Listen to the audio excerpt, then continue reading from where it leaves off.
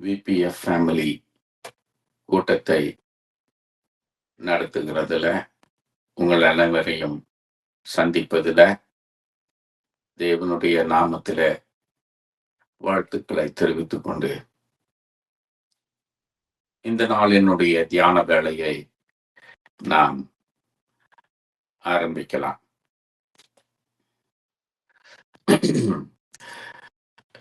நாம் கண்களை மூடி ஒரு சிறிய ஜெபத்தை செய்து ஆண்டவருடைய வார்த்தையில தியானத்திற்கு நாம் செல்லுவோம். மகா இரக்கமும் கிருபையும் அன்பும் நிறைந்த எங்கள் பரலோகத்தின் பிதாவே, இந்த அருமையான வேளையில இப்படியாய் உம்முடைய சமூகத்திலே நாங்கள் கூடி உம்மை குறித்து தியானிக்க ஆண்டவரே உம்மிடத்திலிருந்து போதனைகளை பெற்றுக்கொள்ள இந்த வாய்ப்பை ஏற்படுத்தி கொடுத்தமைக்காக நன்றி. ஆண்டவரே, வந்திருக்கும்படியான அனைத்து போதகர்மார்களையும் விசேஷித்த முறையிலே நீர் ஆசீர்வதித்து கர்த்தாவே, உம்முடைய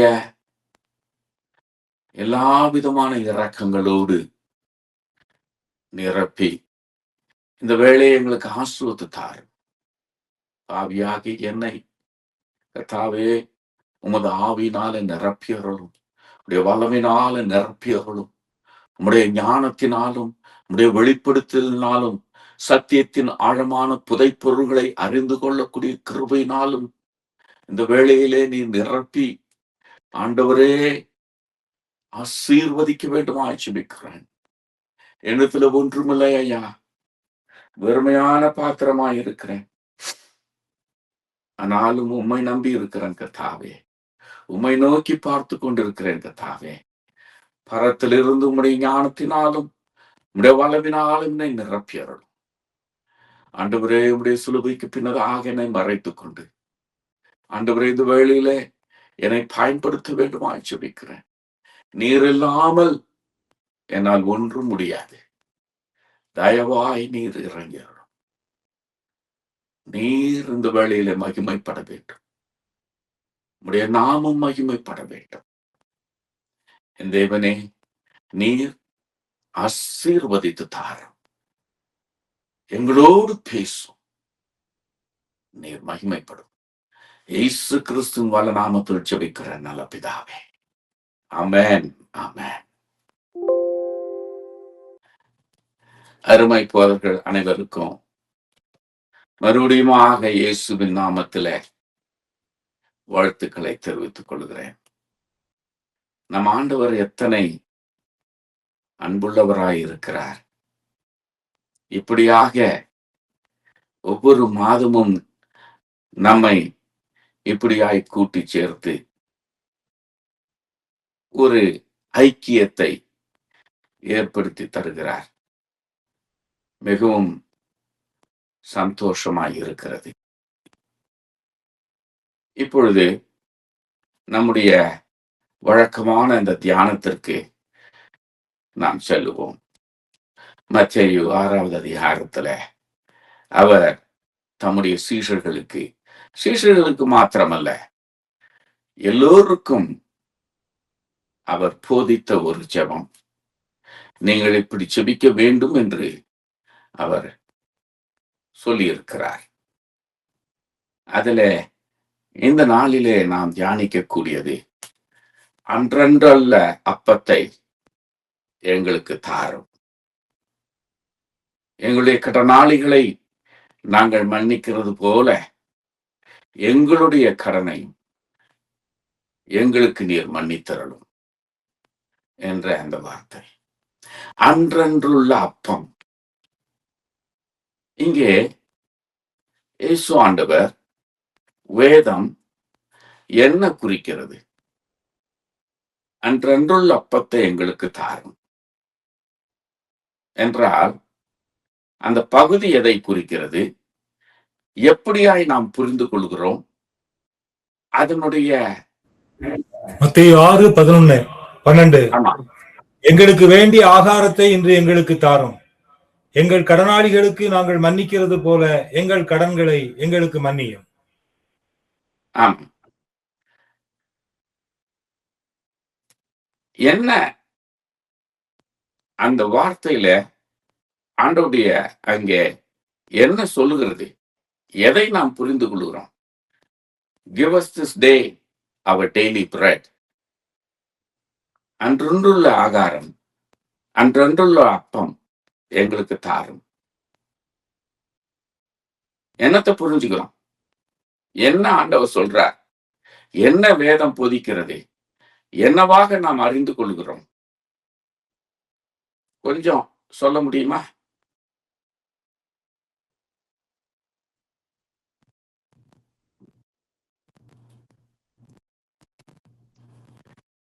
சொல்லலாமே.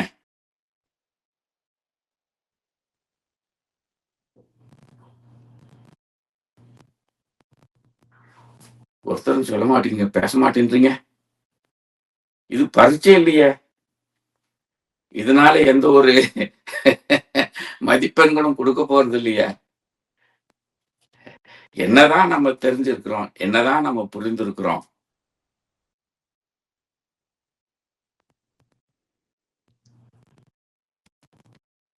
சரி ஐயா காலேப் ஐயா சொல்றாரு, கர்த்தருடைய வார்த்தை தான் எனக்கு ஆகாரம், அந்த ஆகாரத்தை எனக்கு ஒவ்வொரு நாளும் தாங்க அப்படின்னு காலேப் ஐயா சொல்றாரு. சரி சரி, நானு நேரத்தை கடத்தி செல்ல நான் விரும்பல. அன்றன்றுள்ள அப்பத்தை எங்களுக்கு தாரும், ஆகாரத்தை தாரும். ஆங்கிலத்துல give us this day our daily bread. காலை பாஸ்டர் சொன்ன மாதிரி ஒரு சிறிய பகுதியில அது சரிதான். ஆண்டவருடைய வார்த்தை அது அப்பம். மனிதன் அப்பத்தினாலே மாத்திரமல்ல, தேவனுடைய வாயிலிருந்து புறப்படக்கூடிய ஒவ்வொரு வார்த்தையினாலே பிழைப்பான் என்று வேதம் சொல்லுகிறது. சரி, இந்த அப்பம் உண்மையாக தேவன் போதிக்கிற அந்த காரியம் பழைய ஏற்பாட்டு காலத்துல பஸ்கா பண்டிகையில அங்கே அப்பமானது பிற்கப்படுகிறது. இந்த பஸ்கா பண்டிகையில இந்த அப்பம் அல்லது புதிய ஏற்பாட்டு காலத்துல நம்முடைய அவர் சிலுவைக்கு செல்லுவதற்கு முன்னதாக அந்த பஸ்காவை நினைவு கூறத்தக்கதாக இந்த அவர்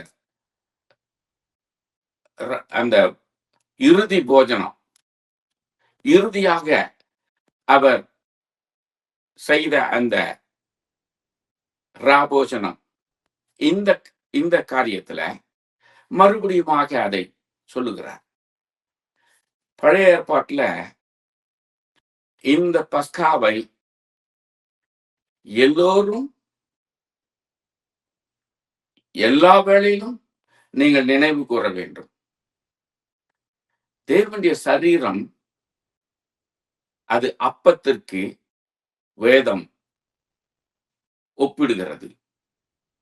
நமக்காக பிற்கப்பட்ட அப்பம் இஸ்ரவேல் மக்களை அவருடைய அடிமைத்தனத்திலிருந்து, அவருடைய பாடுகளிலிருந்து, அவருடைய வேதனையிலிருந்து, அவர்களுடைய எல்லா விதமான காரியங்களிலிருந்து விடுதலை பண்ணத்தக்கதாக அந்த சமயத்துல இந்த பஸ்கா பண்டிகையை செய்து அதை நினைவு கூற செய்தார், சொன்னார். இறுதி அவருடைய வாழ்நாள்ல இறுதி கட்டத்துல சிலுவைக்கு செல்லுகிறதுக்கு முன்னதாக அங்கே இந்த சம்பவம், இந்த காரியம் நினைவு கூறப்படுகிறது. தேவனுடைய சரீரம் அது அப்பத்திற்கு ஒப்பாய் இருக்கிறது. நமக்காக நம்முடைய பாடுகள், நம்முடைய பாவங்கள், அக்கிரமங்கள் அவைகள் மன்னிக்கப்படத்தக்கதாக அந்த சரீரமாகிய அப்பம் பிற்கப்பட்டது, சிலுவையில பிற்கப்பட்டது. இந்த 2 வசனத்தையும் பார்த்தீங்கன்னா, அப்பம் மன்னிப்பிற்கு ஒப்பானது, மன்னிப்புக்கு ஒத்தது. அப்பமானது மன்னிப்புக்கு அது இணைந்தது. தேவனுடைய சரீரம் அது அப்பம், அது பிற்கப்பட்டது. அதை நினைவு கூறத்தக்கதாக இங்கே தேவன் அதைத்தான் இங்கே போதிக்கிறார். தேவனுடைய சரீரம் அது அப்பமாய் இருக்கிறது. அது நம்முடைய பாவங்களை கழுவத்தக்கதாக, மன்னிக்கத்தக்கதாக அந்த 2 வார்த்தையும் அங்கே இணைக்கிறார். அன்றன்றுள்ள அப்பம் அனுதினமும் நமக்கு அந்த பிற்கப்பட்ட அப்பத்தினுடைய கிருபை, அனுக்கிரகம் நமக்கு தேவைப்படுகிறது. ஒவ்வொரு நாளும், ஒவ்வொரு வேளையிலும் இந்த மனுஷீக வாழ்க்கையில நாம் எத்தனையோ தவறுகளை செய்கிறவர்களாய் இருக்கிறோம். நமக்காக பிற்கப்பட்ட அந்த அப்பம் நமக்கு அனுதினமும் தேவைப்படுகிறது. இந்த அப்பம் நம்மை சுத்திகரிக்கிறது, நம்மை தூய்மைப்படுத்துகிறது, நம்மை இந்த பாவ வாழ்க்கையிலிருந்து அது விடுவிக்கிறது, நம்முடைய குற்றங்களுக்கு அது மன்னிப்பை அளிக்கிறது.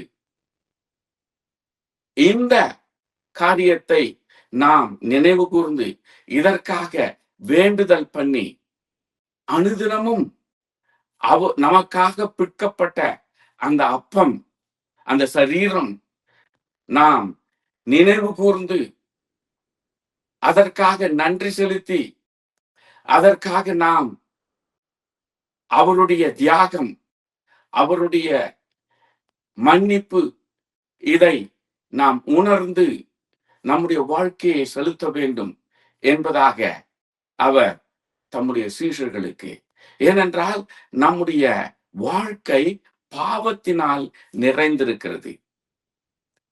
எவ்வளவுதான் நாம் ஜெபித்தாலும், எவ்வளவுதான் நாம் ஆண்டவரை நேசித்து நம்முடைய வாழ்க்கையை செலுத்தினாலும், குற்றங்கள், தவறுகள், மீறுதல்கள் என்பது அது இருந்து கொண்டே இருக்கிறது. அவைகளுடைய சுத்திகரிப்பு, அவைகளுடைய மன்னிப்பு ஒவ்வொரு நேரமும் நமக்கு தேவைப்படுகிறது. எங்களுக்கு வேண்டிய அன்றன்றுள்ள அந்த அப்பம், எங்களுக்கு அந்த ஆகாரம் எங்களுக்கு கிடைக்கத்தக்கதாக தேவனுடைய வார்த்தை அது அப்பமாய், மனிதன் அப்பத்தினால் மாத்திரமல்ல, அவருடைய வாயிலிருந்து புறப்படக்கூடிய ஒவ்வொரு வார்த்தையினால பிழைப்பான்.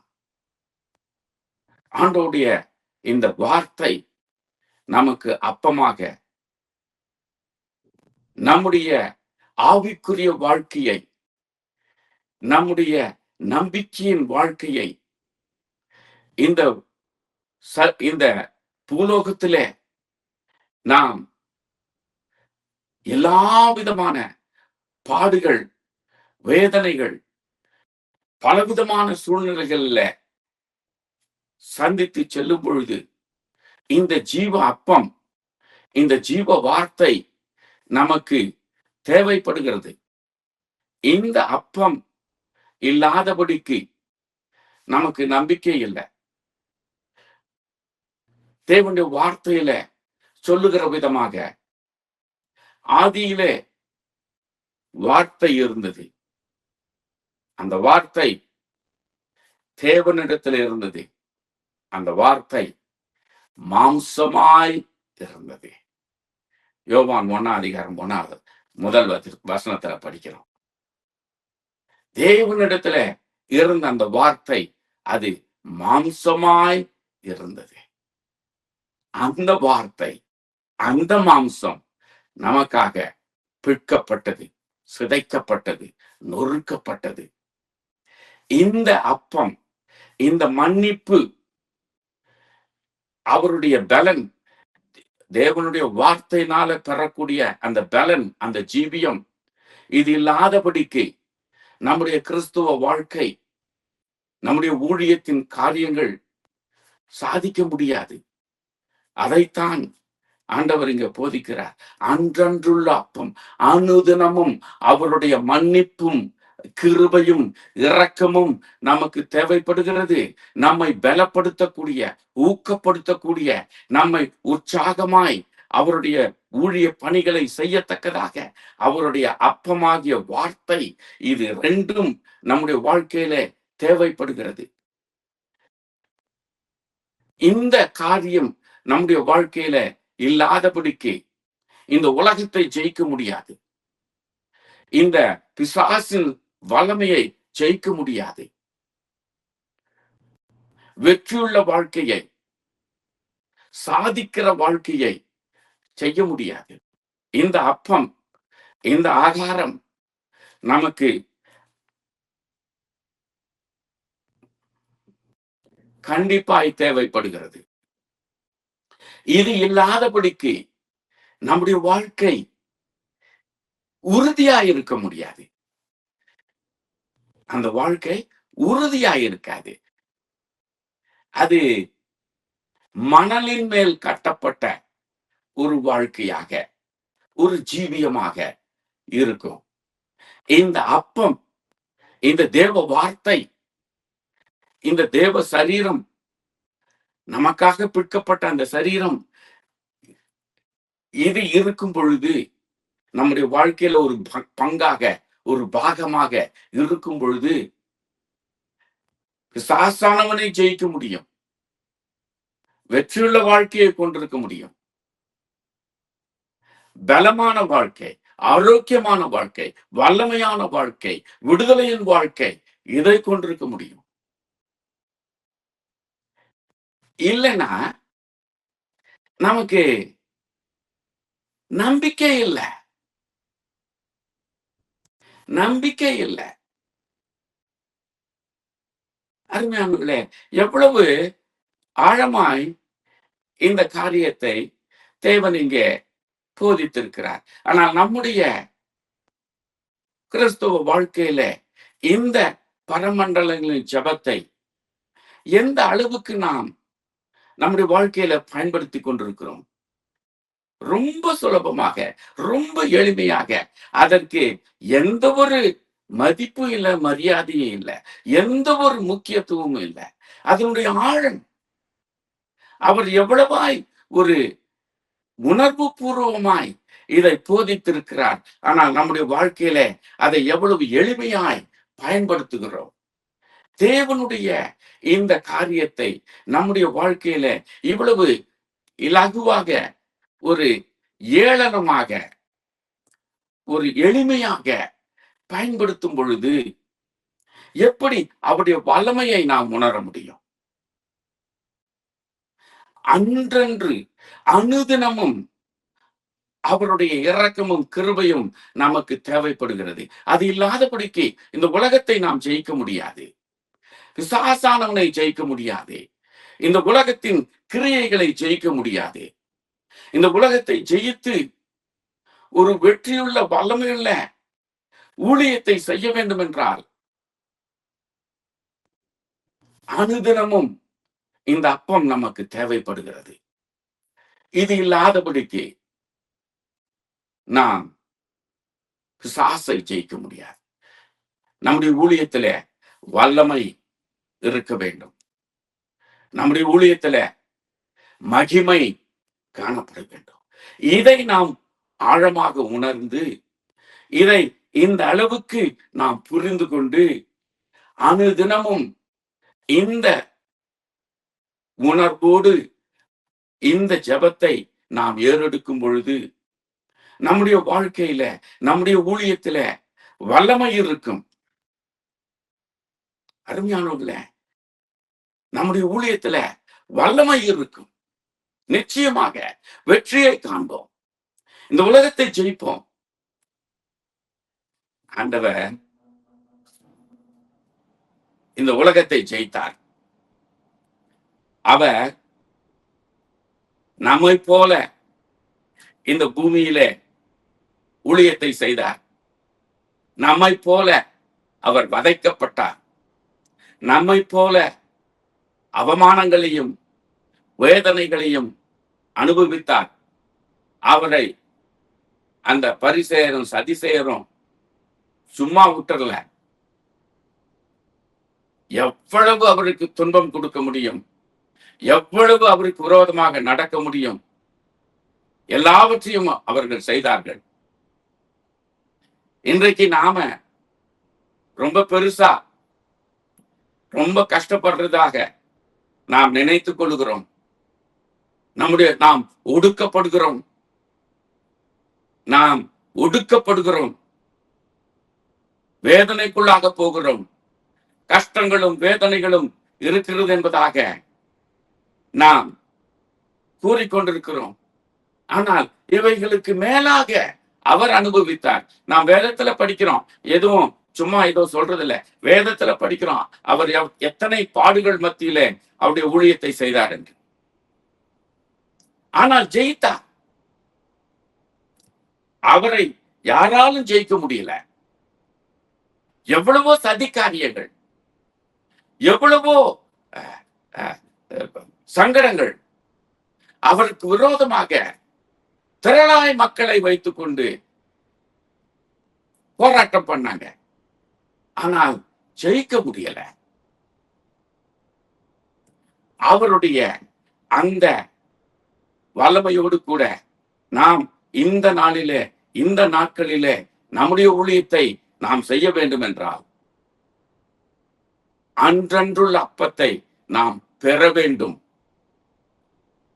அன்றென்றும் ஒவ்வொரு தினமும் நம்மை புதுப்பித்துக் கொள்ள வேண்டும். இந்த அப்பத்தினாலே, இந்த வார்த்தையினாலே, அவருடைய சரீரமாகிய அந்த அப்பத்தினாலே நம்மை சுத்திகரித்துக் கொள்ள வேண்டும். நம்முடைய பலகீனங்களிலே வெற்றியை காண வேண்டும். அதோடு கூட அவருடைய வார்த்தையாகிய அப்பத்தினாலே நம்மை உற்சாகப்படுத்திக் கொள்ள வேண்டும், தெளிவுபடுத்திக் கொள்ள வேண்டும். இந்த ரெண்டும் அவசியம்.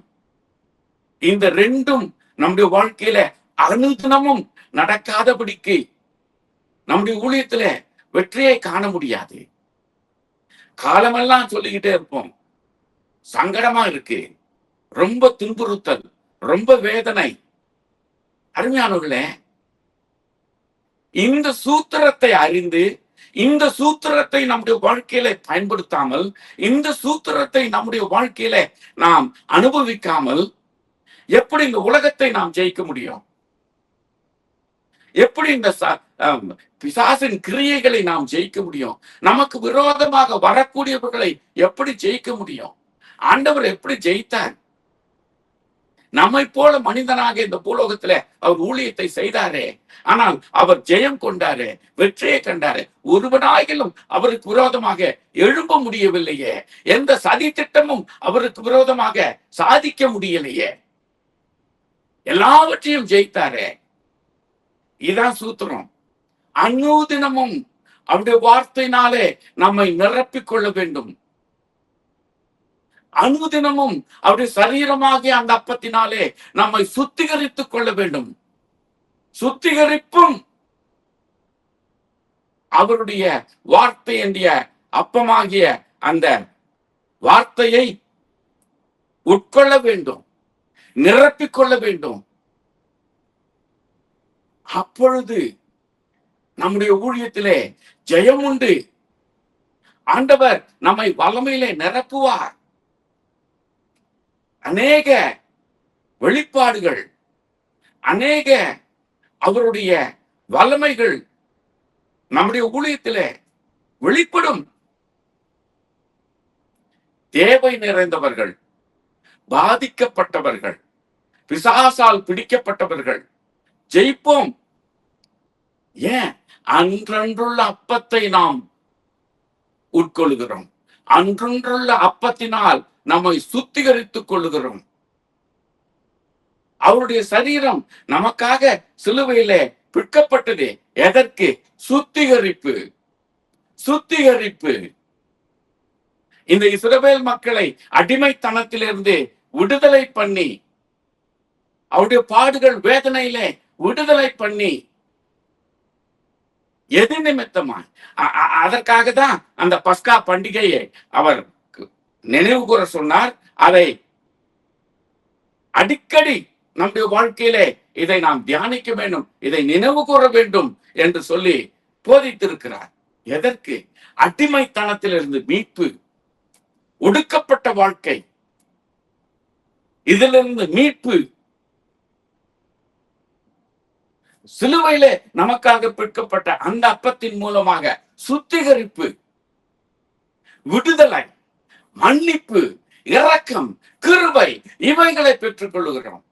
அப்படி என்றால் இந்த அப்பம் எத்தனை முக்கியத்துவம் உடையது, எத்தனை வல்லமை புரிந்தது, எத்தனை ஆழமானது. ஆனால் இதை எந்த விதத்திலே நம்முடைய வாழ்க்கையிலே நாம் பயன்படுத்துகிறோம் என்பது ஒன்று. நினைவு கூறுகிறோமா? அன்றன்றுள்ள அப்பத்தினால் நம்மை போஷித்துக் கொள்ளுகிறோமா? அன்றன்றுள்ள அப்பத்தினால நம்மை சுத்திகரித்துக் கொள்ளுகிறோமா?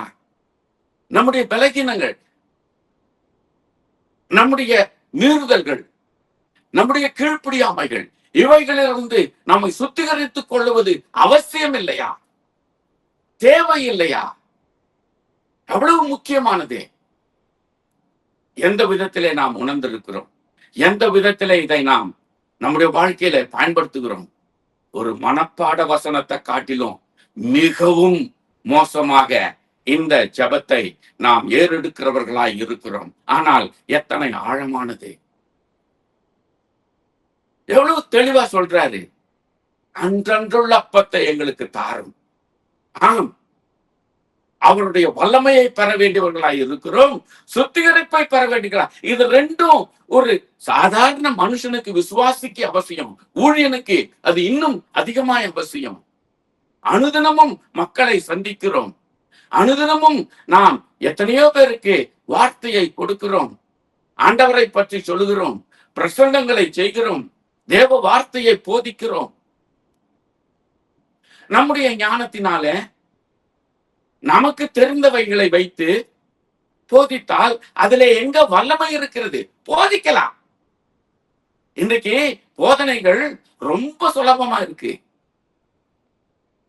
எத்தனையோ விதத்துல போதிக்கலாம். நம்முடைய சொந்த ஞான அறிவுல போதிக்கலாம். எத்தனையோ புத்தகங்கள் இருக்கு, அவைகளை வைத்து ஒத்து பார்த்து அதை இதை செய்து நாம போதிக்கலாம். இன்னும் அநேக விதங்களிலே நமக்கு இந்த போதனைகள் கிடைக்கிறது. அவைகளை வைத்து போதிப்பது அது இன்றைக்கு ஒரு பெரிய காரியமா இல்ல. எல்லாரும் போதிக்கிறாங்க. ஆனால் போதனையிலே வல்லமை வேண்டும், போதனையிலே மீட்பு வேண்டும், போதனையிலே தெளிவு வேண்டும். தேவன் வார்த்தையை போதித்த பொழுது திரளாய் மக்கள் கூடினார்கள். அந்த வார்த்தையை மக்கள் கேட்ட பொழுது அவர்களுக்கு நம்பிக்கையை கொடுத்தது, விடுதலையை கொடுத்தது, அவர் பேர்ல விசுவாசத்தை ஏற்படுத்தினது. கட்டப்பட்டவர்கள் விடுவிக்கப்பட்டார்கள். லேகியோன் போல பிசாசுகளால் கட்டப்பட்டவன் விடுதலையானான். பாவங்களினால் கட்டப்பட்டவர்கள் விடுதலையானார்கள். வியாதியினால் இருந்தவர்கள் சொஸ்தமானார்கள். வல்லமை வெளிப்பட்டது, மீட்பு வெளிப்பட்டது, மன்னிப்பு வெளிப்பட்டது. தேவ வார்த்தையிலே வல்லமை இருந்தது, விடுதலை இருந்தது. இன்றைக்கு நம்முடைய ஊழியத்தின் காரியங்களில தேவ வல்லமை வெளிப்படுகிறதா? தேவனுடைய மீட்பு கிடைக்கிறதா? விடுதலை கிடைக்கிறதா? தேவ வார்த்தை மக்கள் கேட்கும் பொழுது அது நம்பிக்கையை கொடுக்கிறதா? விசுவாசத்தை ஏற்படுத்துகிறதா? கீழ்ப்படுதலை ஏற்படுத்துகிறதா? அருமையானங்களே, இதுதான் முக்கியம். ஒரு ஊழியனுடைய ஊழியத்தின் காரியத்திலே இது அவசியம். பிரசங்கிப்பது முக்கியம் அல்ல. பிரசங்கிப்பது எத்தனை பிரசங்கம் வேணா செய்யலாம். அந்த பிரசங்கங்களிலே நமக்கு வல்லமை வேண்டும், விடுதலை வேண்டும், கட்டப்பட்டவர்கள் மீட்கப்பட வேண்டும். அன்றன்றுள்ள அப்பம் அது நம்மை புதுப்பிக்காதபடி, அன்றன்றுள்ள அப்பம் நமக்கு மன்னிப்பை, விடுதலையை கொடுக்காதபடி, நம்மை புதுப்பித்துக் கொள்ளாதபடி, நம்மை பலப்படுத்திக் கொள்ளாதபடி ஊழியத்திலே பிரயோஜனம் இல்லை. எவ்வளவு உணர்வோடு ஆழமாக தெளிவாக போதிக்கிறார். நாம் இந்த ஜெபங்களை எந்த விதத்திலே ஏறெடுக்கிறோம்?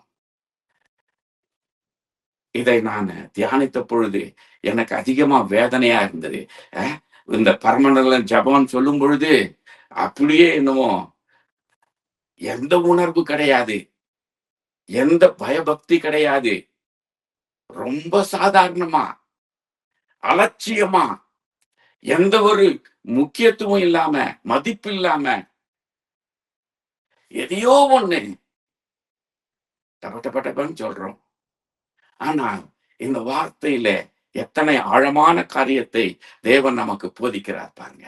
இதை உணர்ந்து, இதை நாம் அறிந்து கொண்டோம், இதை உணர்ந்து கொண்டோம் என்றால் அந்த ஜெபம், அந்த ஒரு அந்த அவர் கற்றுக் கொடுத்த இந்த ஜெபம் எத்தனை ஆழமானதாக நமக்கு இருக்கும், எத்தனை தெளிவாக, எவ்வளவு பயத்தோடு, எவ்வளவு உணர்வு பூர்வமாக. ஏனென்றால் இது என்னை புதுப்பிக்கிறது, இது என்னை பலப்படுத்துகிறது, இது என்னை வல்லமையாய் அப்படி ஊழியத்திலே உபயோகப்படுத்துகிறது. தேவனுடைய வல்லமை வெளிப்படுகிறது. அவருடைய வார்த்தையை நான் போதிக்கும் பொழுது தேவ வல்லமை வெளிப்படுகிறது. கட்டப்பட்டவர்கள் விடுதலையாகிறார்கள், வியாதிகள் சுகமடைகிறது, தேவனுடைய மீட்பு வெளிப்படுகிறது, தேவனுடைய வல்லமை வெளிப்படுகிறது, ஆவியானவர் மகிமை அடைகிறார். ஏன்? அவருடைய வார்த்தையாகிய அப்பம் அது நம்மை போஷிக்கிறது, அது நம்மை வல்லமைப்படுத்துகிறது, அது நம்மை உற்சாகப்படுத்துகிறது. நமக்காக பிற்கப்பட்ட அந்த சரீரமாகிய அப்பம் நம்மை சுத்திகரிக்கிறது. நம்முடைய பலகீனங்கள், அவருக்கு விரோதமாக ஒரு சிறிய காரியம், ஒரு சின்ன கோபம், எரிச்சல், விரோதம், இது இருந்தால் நம்முடைய ஊழியத்திலே வல்லமை இருக்காது. மன்னிப்பு இல்லாதபடிக்கு வெற்றி இல்லை. மன்னிப்பு என்பது மிக அவசியமாக இருக்கிறது. ஒரு சிறிய காரியம், ஊழியர்களாகிய நாம துணிகரமாக, நிச்சயமாக தவறு செய்ய மாட்டோம். தெரிந்து இல்ல, ரொம்ப கடினமான வேலையில கூட பொய்ய சொல்லணும்னா பயப்படுவோம். ஏன்னா போதிக்கிறோம், தேவனுடைய வார்த்தையை மற்றவர்களுக்கு போதிக்கிறோம். ஊழியன் என்ற அந்த ஒரு அதிகாரத்தை கொண்டிருக்கிறோம், அந்த ஒரு பொறுப்பை கொண்டிருக்கிறோம். ஆகையினால பொய் சொல்லுவதற்கு பயப்படுவோம். சாதாரணது. கோபம், எரிச்சல், மன்னிக்க முடியாத ஒரு காரியம். இதெல்லாம் நம்ம ரொம்ப அதுல எந்த அளவுக்கு நாம் அதை நினைக்கிறோம்னு கூட தெரியல. நான் எத்தனையோ ஊழியர்கள் சொல்லி கேட்டிருக்கிறேன். மன்னிக்கிற சுபாவம் அது ரொம்ப கம்மியாகி இருக்கிறது. மன்னிப்பு என்பது அது ரொம்ப கடினமாய் இருக்கிறது. ஆனால் நம்முடைய குற்றங்கள் நமக்கு மன்னிக்கப்பட வேண்டும் என்றால் பிறரை நீ முதலாவது மன்னிக்கணும்ன்றாரு. மற்றவருடைய குற்றங்களை நாங்கள் மன்னிக்கிறது போல எங்கள் குற்றங்கள், கடனாளிகளை நாங்கள் மன்னிக்கிறது போல எங்கள் கடன்களை, அதென்றால் நம்முடைய தவறுகள், நம்முடைய குற்றங்கள் மன்னிக்கப்பட வேண்டும். எப்படி மன்னிக்கப்படும்? சரீரமாகிய அப்பத்தை உட்கொள்ளும் பொழுது, ஏற்றுக்கொள்ளும் பொழுது, அதை தியானிக்கும் பொழுது, அதை வரவழைத்துக் கொள்ளும் பொழுது, நம்முடைய ஜெபத்திலே நமக்காக பிற்கப்பட்ட அந்த அப்பமாகிய கிறிஸ்துவிடத்திலே வேண்டி மன்னிப்பை ரெண்டையும் இணைக்கிறாரு. அப்பத்தையும் மன்னிப்பையும் இணைக்கிறாரு. சிலுவையிலே அப்பம் பிற்கப்பட்டது, அதன் நிமித்தமாய் நமக்கு மன்னிப்பு வேதம் போதிக்கிறது. அப்படி என்றால் நமக்கு எத்தனை சுத்திகரிப்பு அவசியமாயிருக்கிறது. மன்னிப்பு இல்லை என்றால், மன்னிக்க முடியவில்லை என்றால், நம்முடைய சகோதரனை, நம்முடைய அயலகத்தாரை, நம்மோடு கூட இருக்கிறவர்களை, நம்முடைய சக ஊழியர்களை நமக்கு மன்னிக்க முடியவில்லை என்றால் தேவ வல்லமை வெளிப்படாது. தேவனுடைய கிருபை நம்முடைய ஊழியத்திலே இருக்காது. நாம் போதிக்கிற வார்த்தையிலே வல்லமை வெளிப்படாது. மக்கள் மத்தியிலே விடுதலையை ஏற்படுத்தாது, உணர்வை ஏற்படுத்தாது. தேவனுடைய வார்த்தை அங்கே வல்லமையாய் கிரியை செய்யாது, மக்களை மீட்புக்குள்ளாக கொண்டு வராது. நாம் மன்னிக்க முடியல, நம்மால் மற்றவர்களை மன்னிக்க முடியல. ஆனால் நம்முடைய போதனையின் மூலமாக மற்றவர்களுக்கு எப்படி மன்னிக்கும் அந்த ஒரு சுபாவம் ஏற்படும். நமக்குள்ளாக இந்த காரியத்தை வைத்திருக்கிறோம். மன்னிக்க முடியல, கஷ்டமா இருக்கு. அது எந்தெந்த விதத்தில் எதனால அப்படி சொல்ல முடியுது தெரியல. என்னால மன்னிக்கவே முடியாது, என்னால ஏற்றுக்கொள்ளவே முடியாது. அருமையானவர்களே, தேவனுடைய கிருபை நமக்கு வேண்டும் என்றால், விசேஷமாக ஊழியர்களாக தேவன் நம்மை பயன்படுத்த வேண்டும் என்றால், அவருடைய ஊழியத்திலே நாம் வல்லமை உள்ளவர்களாக, நம்முடைய வார்த்தையிலே வல்லமை வெளிப்பட வேண்டும், விடுதலையின் வல்லமை வெளிப்பட வேண்டும், தேவ அதிகாரம் வெளிப்பட வேண்டும். நாம் பிரசங்கிக்கும் பொழுது, தேவனுடைய வார்த்தையை போதிக்கும் பொழுது அவருடைய அதிகாரம் வெளிப்பட வேண்டும்.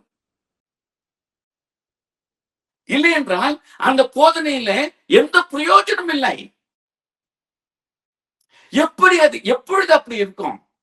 அன்றன்றுள்ள அப்பத்தை நாம் போஷிக்கும் பொழுது, அந்த அப்பத்தை ஏற்றுக்கொள்ளும் பொழுது, தியானிக்கும் பொழுது, அவரிடத்துல ஜெபித்து விண்ணப்பித்து பெற்றுக்கொள்ளும் பொழுது, இந்த அப்பம் நம்மை சுத்திகரிக்க வேண்டும், அனுதினமும் சுத்திகரிக்க வேண்டும். ஒவ்வொரு நாளும் அது சுத்திகரிக்க வேண்டும். சிலுவையிலே நமக்காக பிற்கப்பட்ட அந்த சரீரமாகிய அப்பம் நம்மை சுத்திகரிக்கப்பட வேண்டும். நமக்காக ஜீவ பலியாய் மரித்தார். எதற்காக? நம்மை விடுவிப்பதற்காக, சுத்திகரிப்பதற்காக, அவருடைய ராஜ்யத்திலே வல்லமையாய் பயன்படுத்துவதற்காக. இன்றைக்கு நம்முடைய ஊழியம் எப்படிப்பட்டதாக இருக்கிறது? நமக்கு சொந்தமாகவே கூட அது பயனுள்ளதாக இருக்கிறதா எனக்கு தெரியல. எத்தனையோ வேளைகளில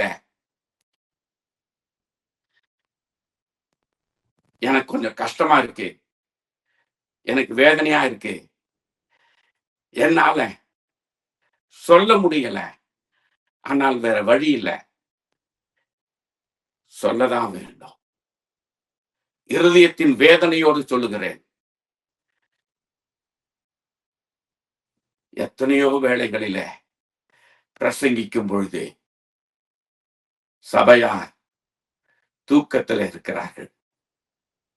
இல்லைன்னா ஏதோ ஒரு அவங்க அங்க உக்காந்து இருப்பாங்க, அவங்க நினைவெல்லாம் எங்கேயோ இருக்கும், எதையோ குறைச்சி நினைச்சிட்டு இருப்பாங்க, கொட்டாவியா விட்டுட்டு இருப்பாங்க, அலட்சியமா உட்கார்ந்துட்டு இருப்பாங்க.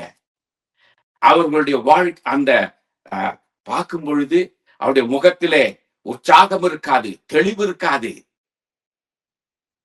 எல்லா சோர்வும். ஏன்?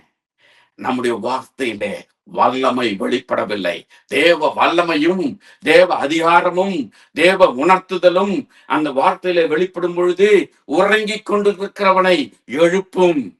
உணர்வில்லாமல் அசட்டையாய் அலட்சியமாய் இருக்கிறவனை தட்டி எழுப்பும், உணர்வு படுத்தும், தேவனோடு கூட இணைக்கும், சபை மக்களை உற்சாகப்படுத்தும், தெளிவுபடுத்தும், விடுவிக்கும்.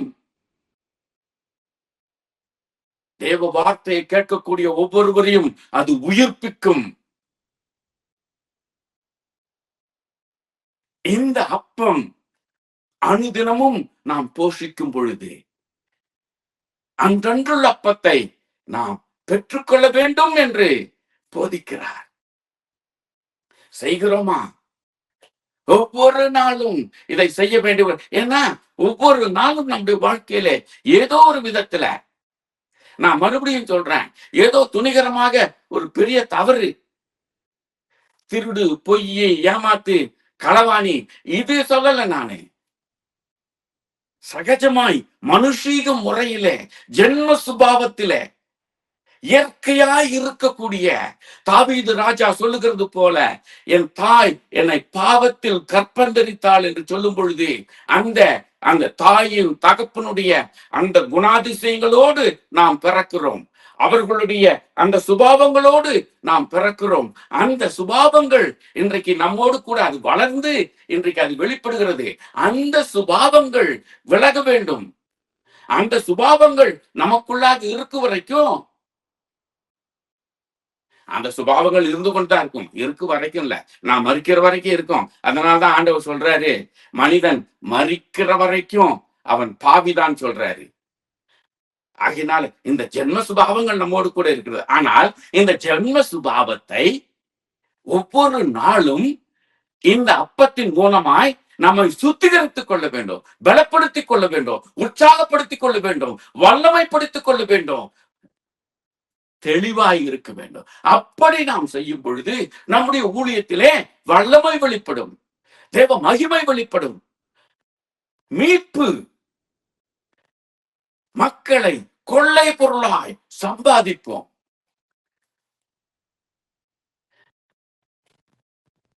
நாம் எந்த விதத்திலே நம்முடைய விசுவாச வாழ்க்கையையும் ஊழியத்தின் வாழ்க்கையும் நடத்தி கொண்டிருக்கிறோம் என்பதை இந்த வேளையில நாம் சோதித்து பார்ப்போம், ஆராய்ந்து பார்ப்போம். அன்றன்றுள்ள அப்பம் இல்லாதபடிக்கு நம்முடைய சொந்த வாழ்க்கையிலே வெற்றி இல்லை, ஊழியத்தின் வாழ்க்கையிலே வெற்றி இல்லை, விடுதலை இல்லை. நம்முடைய ஊழியம் ஏதோ நடக்கும், ஏதோ போகும். ஆனால் கட்டப்பட்டவர்களாகவே இருப்பார்கள். 20 வருஷம், 30 வருஷம், 15 வருஷம், 10 வருஷம், 5 வருஷம் விசுவாசிகளாய் இருப்பார்கள். தொடர்ந்து ஆலயத்திற்கு வருவார்கள், உண்மையுள்ளவர்கள் போல இருப்பார்கள். ஆனால் அவருடைய வாழ்க்கை கட்டப்பட்டதாக இருக்கும், அவருடைய வாழ்க்கை மீட்பில்லாததாக இருக்கும், அவருடைய வாழ்க்கை அடிமைத்தனத்திலே இருக்கும். அடிமைத்தனத்திலிருந்து மீட்கப்பட்டு வந்த அந்த மக்களை போல நாம் இந்த விசுவாசிகளுடைய வாழ்க்கை அடிமைத்தனத்தில் தான் இருக்கும். இருந்தவர்களாகவே இருப்பார்கள். என்ன ஒண்ணு, நான் பிசாசம் வணங்கிட்டு இருந்தேன், இன்னைக்கு பைபிளை வணங்குறேன், அவ்வளவுதான். ஆனால் கட்டப்பட்ட வாழ்க்கையாக, சபிக்கப்பட்ட வாழ்க்கையாக, ஆசீர்வாதம் இல்லாத வாழ்க்கையாக, ஒரு உணர்வு பூர்வம் இல்லாத ஒரு வாழ்க்கையாக அது இருக்கும், நிர்பந்தமான ஒரு வாழ்க்கையாக. இப்படிப்பட்ட விசுவாசிகளை வைத்துக் கொண்டு எந்த விதமான சபையை நாம் நடத்துகிறோம்? இப்படிப்பட்ட விசுவாசிகளை வைத்துக் கொண்டு நம்முடைய ஊழியத்திலே எப்படி சாதிக்க போகிறோம்? இப்படிப்பட்ட விசுவாசிகளை வைத்துக் கொண்டு நம்முடைய ஊழியத்திலே எங்கே ஜீவன் இருக்க போகிறது?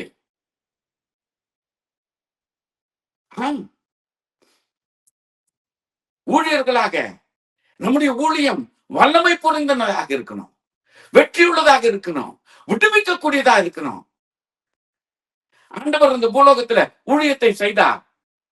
அவருடைய ஊழியத்துல வெற்றிதான் இருந்தது, விடுதலை தான் இருந்தது, மீட்பு தான் இருந்தது, மன்னிப்பு தான் இருந்தது. எப்பேற்பட்டவர்களையும் அவர் மன்னிக்க ஆயத்தமாயிருந்தார். சமாரிய ஸ்திரியை அந்த யூத மக்களே சேர்ந்து கொல்ல பாக்குறாங்க. ரொம்ப சாதாரணமா, பாவம் செய்யாத போ, இனி நீ பாவம் செய்யாதே போ. ரொம்ப சுலபமாக இன்றைக்கு நம்மால் அப்படி மன்னிக்க முடிகிறதா? மன்னிப்பு என்பது மிக கடினமான ஒரு காரியமாக இருக்கிறது. மன்னிக்க முடியாமல் எப்படி வல்லமையுள்ள ஊழியத்தை செய்ய முடியும்? மன்னிப்பு இல்லாதபடிக்கு சுத்திகரிப்பு எங்க இருக்கிறது? சுத்திகரிப்பு இல்லாதபடிக்கு வல்லமை எங்க இருக்கிறது? மீட்பு இல்லாதபடிக்கு விடுதலை எங்க இருக்கிறது? ஊழியத்திலே விடுதலை வேண்டும். கட்டப்பட்டவருடைய வாழ்க்கையிலே விடுதலை வர வேண்டும்.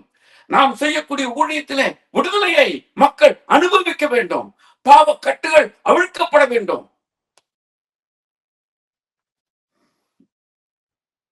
நடக்கிறதா? அது ஏதோ ஆண்டவர் வந்து செய்யணும், ஆண்டவர் தான் இல்ல. அன்றன்று அப்பத்தை புசிக்கிறவர்களாய் அதை உண்மையாக உணர்ந்து அனுதினமும் நம்முடைய தியான வேளையிலே அவரிடத்துல விண்ணப்பிக்கும் பொழுது அந்த அப்பமானது நம்மை புதுப்பிக்கிறது, பலப்படுத்துகிறது, உற்சாகப்படுத்துகிறது, விடுதலையை தருகிறது, மகிமையை வெளிப்படுத்துகிறது, வல்லமையை வெளிப்படுத்துகிறது. வெற்றியுள்ள வாழ்க்கை, விடுதலையின் வாழ்க்கை, ஊழியத்தை சாதிக்கிறவர்களாயிருப்போம். நமக்கு விரோதமாக எத்தனை அம்புகள் வந்தாலும், எந்த விதமான காரியங்கள் வந்தாலும் அவைகளை ஜெயிப்போம். வராம இருக்காது, சந்திப்போம். தேவனும் இந்த உலகத்துல ஊழியம் செய்த பொழுது பாடுகளை அனுபவித்தார். தொந்தரவு பண்றவங்க அவரை சுத்தி இருந்தாங்க. அவரை சும்மா ஊழியம் செய்ய விடல, அவரை நிம்மதியாக ஊழியம் செய்ய விடல. எத்தனை விதமான கஷ்டங்களை கொடுக்கணுமோ அவ்வளவுத்தையும் கொடுத்தாங்க. கொடுத்தது யாரு? கிறிஸ்தவர்கள், சபை போதகர்மார்கள், சபையில் இருந்த மூப்பர்கள், கிறிஸ்தவர்கள் அவரை வேதனைப்படுத்தினார்கள், துன்பப்படுத்தினார்கள், இடர்களை ஏற்படுத்தினார்கள், நிம்மதிய ஊழியத்தை செய்ய விடல. ஆகையினால இன்றைக்கு நாம் அதை சொல்லிட்டு இருப்போம்னா அவர் நம்மை பார்த்து சிரிக்கிறாரு. ஏப்பா, நான் ஏற்கனவே வேதத்துல எழுதி வச்சிருக்கிறேன், நான் எப்படிப்பட்ட ஊழியத்தை செய்தேன்னு, எனக்கு என்ன சம்பவம், என்ன காரியம் நடந்ததுன்னு எல்லாம் வேதத்துல இருக்கு. இன்னைக்கு புதுசா நீ கஷ்டப்படுற, இன்றைக்கு புதுசா நீ தடங்கள் வருது, கஷ்டங்கள் வருது நினைச்சிட்டு இருந்தனா தப்பு செய்யற. இல்ல, என்னுடைய ஊழியத்தின் நாட்களிலேயே இது இருந்தது. ஆனால் அன்றன்றுள்ள அப்பத்தை புசிக்கிறவர்களாக, அன்றன்றுள்ள அப்பத்தை தியானிக்கிறவர்களாக, அன்றன்றுள்ள அப்பத்தை நாம் நினைவு கூறுகிறவர்களாக இருக்கும் பொழுது வேதனைகள், இடங்கள்கள், துன்பங்கள் வரும். வெற்றி காண்போம், விடுதலையை காண்போம், ஜெயிப்போம், இந்த உலகத்தை ஜெயிப்போம். நமக்கு விரோதமாக வருகிறவர்களை தூள் தூளாக பஸ்பமாக்குவோம். அவைகள் ஒரு சங்கடமா இருக்காது, அவைகள் ஒரு பிரச்சனையா இருக்காது. அது வெற்றியை தரும், சோர்வு கொடுக்காது, அதைரியத்தை கொடுக்காது, விட்டுட்டு ஓடலான்னு சொல்லாது, ஜெபிக்க முடியாம கஷ்டப்படுத்தாது. அருமையானவர்களே, மன்னிப்பு அது இல்லாதபடிக்கு ஜெபம் வெளிப்படாது, ஜெப ஆவி வராது. நாம் ஜெபிக்கும் பொழுது உண்மையான ஜெப ஆவினாலே நாம் நிரப்பப்பட வேண்டும் என்றால், எனக்கு அருமையான தேவ பிள்ளைகளே, ஊழியர்களே, மிக வெளிப்படையாய் நான் இப்பொழுது உங்களை நோக்கி ஒரு கேள்வி கேட்கிறேன். ஜெபிக்கிறோம், அனுதினமும் ஜெபிக்கிறோம். ஆனால் நம்முடைய ஜெபத்திலே வல்லமை இருக்கிறதா? நம்முடைய ஜெபத்திலே அந்த ஆழமான வல்லமை வெளிப்படுகிறதா? தேவ ஆவியோடு கூட, நான் தேவ ஆவி என்று சொல்லும் பொழுது இன்றைக்கு சொல்லப்படக்கூடிய அந்த அந்த என்ன பகட்டு, அந்த ஆவியை நான் சொல்லல. அந்த ஆவியினால வஞ்சிக்கப்பட்டு போறாங்க மக்கள், அந்த ஆவியினால தவறான வழியில போதிக்கப்படுகிறார்கள், அந்த ஆவியினாலே அந்த ஆவி ஆண்டவருடைய ஆவின்னு சொல்லிக்கொண்டு பிசாசின் ஆவிதான் நிரம்பி இருக்கிறது. ஒரு நாள்ல 10,000 பொய்ய சொல்லுவாங்க. ஆனால் அந்த பொய்ய சொல்லிட்டு இருக்கிறவன் ஆவினால் நிரப்புவான் ஜெபத்துல. அது இல்ல, உண்மையான தேவ வல்லமை பொருந்தின அந்த ஆவி, தேவ மகிமை பொருந்தின அந்த ஆவி ஜெபிக்கும் பொழுது நம்மால் உணர முடியும். நம்மை சுற்றிலும் அக்கினி ஸ்தம்பம் இருக்கிறதை உணர முடியும். நம்முடைய சரீரம் தேவ வல்லமையினால் நிரப்பப்பட்டு அந்த அக்கினியின் வல்லமையை பெற முடியும். தேவ வார்த்தையில சொல்லக்கூடிய அந்த அக்கினியின் வல்லமை நிச்சயமாய் பெற முடியும்.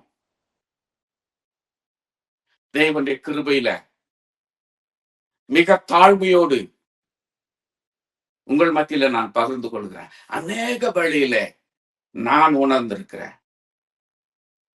ஜெபிக்கும் பொழுது அந்த ஆவியிலே ஜெபிக்கும் பொழுது அந்த வல்லமை அக்கினியாய் நிரம்புகிறதை உணர்ந்திருக்கிறேன். நிஜமாய் உணர்ந்திருக்கிறேன். என்னை சுற்றிலும் அக்கினி ஸ்தம்பம், அக்கினியின் வல்லமை இருக்கிறத உணர்ந்திருக்கிறேன். அந்த நேரத்துல அந்த ஜெபம் எப்படி இருக்குன்னா,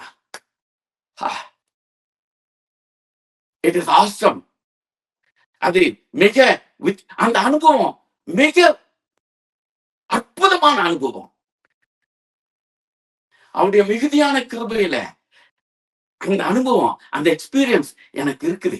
நான் பெற்றிருக்கிறேன். சில வேலைகளில் சில காரியங்களுக்காக அதிக பாரத்தோடு ஜெபிப்பேன்.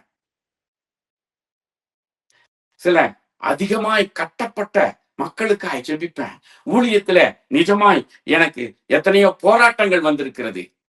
அந்த போராட்டங்களை என்னால எப்படி ஜெயிக்கிறது, எப்படி சந்திக்கிறது, எப்படி அதுல இருந்து மீண்டு வருவேன் எனக்கு தெரியல. அதே வேளையில உலக பிரகாரமாக மனுஷீக முறையில் இருப்பதுனால எனக்கு பயமும் இருக்கும். எப்படி சந்திப்பேன், எப்படி விடுதலை பெற போறேன், எப்படி சாதிக்க போகிறேன், எப்படி நான் இதை நோக்கி பார்க்கிறேன். ஒரு பயம், வேதனை, அங்கலாய்ப்பு, கஷ்டம் இவைகளால் நிரம்பி இருந்திருக்கிறேன் எத்தனையோ வேளையில சில குறிப்பிட்ட காரியங்களை குறித்து. அப்பொழுது தேவ சமூகம் தான் எனக்கு அதிக போராட்டத்தோடு அதிக வேதனையோடு மன்றாடுவேன், ஜெபிப்பேன். அந்த ஜெபம் அப்படியே ஆழமாய் சென்று ஆண்டவரோடு கூட இணைந்து ஜெபிக்கும் பொழுது அப்பொழுது என்னை சுற்றிலும் அக்கினி நிரம்பி இருக்கிறத உணர்ந்திருக்கிறேன். என்னுடைய சரீரம் அக்கினியினால நான் அப்படி அநேக வேளையில நான் அப்படி ஜெபிக்கிறது எந்த வேளையில ஜெபிப்பேன்னா,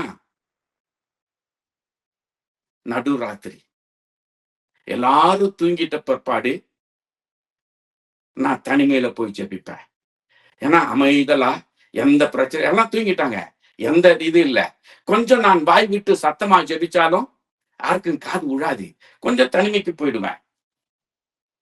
அப்போ கொஞ்சம் தாராளமா வாய் விட்டு ஜெபிக்க முடியும், உணர்வு பூர்வமாய் ஜெபிக்க முடியும், தாராளமாய் ஜெபிக்க முடியும். அப்பொழுது அந்த வல்லமையை உணர்ந்திருக்கிறேன். உணர்ந்தது மாத்திரமல்ல, எதற்காய் மன்றாடினேன், எதற்காய் போராடினேன், வெற்றியை கண்டேன். அந்த வெற்றியை இன்னைக்கு நான் நினைத்தாலும் எப்படி நடந்தது எனக்கு தெரியாது, எப்படி நடந்தது எனக்கு தெரியாது. ஆனால் என்னுடைய சூழ்நிலை அறிந்தவர்கள் என்னத்துல கேட்பாங்க, எப்படியா, எனக்கு தெரியல. நான் அவங்களுக்கு சொல்றது, உன்னை போல எனக்கும் ஆச்சரியமா தான் இருக்கு. எப்படி நடந்தது எனக்கும் தெரியல, ஆனா நடந்தது. ஆனா எப்படி நடந்தது ஒண்ணு தெரியும், ஜெபம் பண்ணேன். நான் ஜெபம் பண்ணேன், ஆண்டவர் விடுதலை கொடுத்தார். இதுதான் எனக்கு தெரியுது. ஆண்டவர் விடுதலை கொடுத்தாருன்னு சொல்றேன். ஏன் சொல்றேன்? ஜெபம் பண்ணேன். ஜெபத்திலே வல்லமை வெளிப்படுத்துகிறது. எனக்கு அருமையான தேவ ஊழியனே, உங்களுடைய ஜெபத்திலே வல்லமை வெளிப்படுகிறதா? ஜெபத்திலே விடுதலை வருகிறதா? இது இருக்கும் பொழுது உங்களுடைய ஊழியத்திலே வெற்றி இருக்கும், விடுதலை உண்டு. கட்டப்பட்டவர்கள் மீட்கப்படுவார்கள், கட்டப்பட்டவர்கள் அவிழ்க்கப்படுவார்கள், நிந்திக்கப்படுகிறவர்கள் வெற்றியை காண்பார்கள், சந்தோஷம் அவர்களுடைய வாழ்க்கையில நிரம்பும். உன்னுடைய ஊழியம் வெற்றியுள்ள ஊழியமாயிருக்கும், உன்னுடைய ஊழியம் சாதிக்கிற ஊழியமாயிருக்கும், உன்னுடைய ஊழியம் ஆத்மாக்களால் நிரம்பின ஊழியமாயிருக்கும். நீ சாதிக்கிறவனாய், சாதிக்கிற ஊழியனாய் இந்த உலகத்தில் நீ காணப்படுவாய். அன்றன்றுள்ள அப்பம் எத்தனை ஆழமானதே! ஒவ்வொரு கிறிஸ்தவ வாழ்க்கைக்கும் இது மிக அவசியமானதே. ஆனால் எந்த விதத்திலே நாம் தியானிக்கிறோம், மிக வேதனையாயிருக்கிறது. இதை குறித்து நினைக்கும் பொழுது எவ்வளவு அலட்சியமாக, என்னவோ கட்டாயமா அலட்சியமா தான் சொல்லணும்ன்ற முறையில சொல்றோம். அந்த ஜபத்தை நாம் ஏறெடுக்கிறோம். ஆனால் அந்த ஜபத்துல எத்தனை ஆழம் இருக்கிறது என்பதை உணர்ந்து பாருங்க. அந்த அப்பம் இல்லாதபடிக்கு சுத்திகரிப்பு இல்லை, வல்லமை இல்லை, மீட்பு இல்லை, விடுதலை இல்லை, சந்தோஷம் இல்லை, சமாதானம் இல்லை.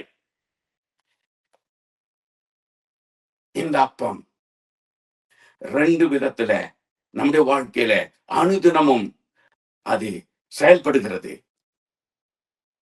இந்த அப்பம் நம்மை மன்னிக்கிறதாக இருக்கிறது. அன்றன்றுள்ள அப்பத்தை எங்களுக்கு தாரும். எதற்காக, எதனால் அப்படி ஜெபிக்கணும்ன்றாரு? எங்களுடைய குற்றங்கள் நாங்கள் மற்றவர்களுக்கு மன்னிக்கிறது போல எங்களுடைய குற்றங்கள் நாங்கள் மற்றவர்களை மன்னிக்கிறவர்களாக இருக்க வேண்டும். எங்களுக்கும் மன்னிப்பு தேவைப்படுகிறது. எங்களுடைய குற்றங்கள் எங்களுக்கு மன்னிக்கப்பட வேண்டும் என்றால் முதலாவது நான் மற்றவர்களை மன்னிக்க வேண்டும்.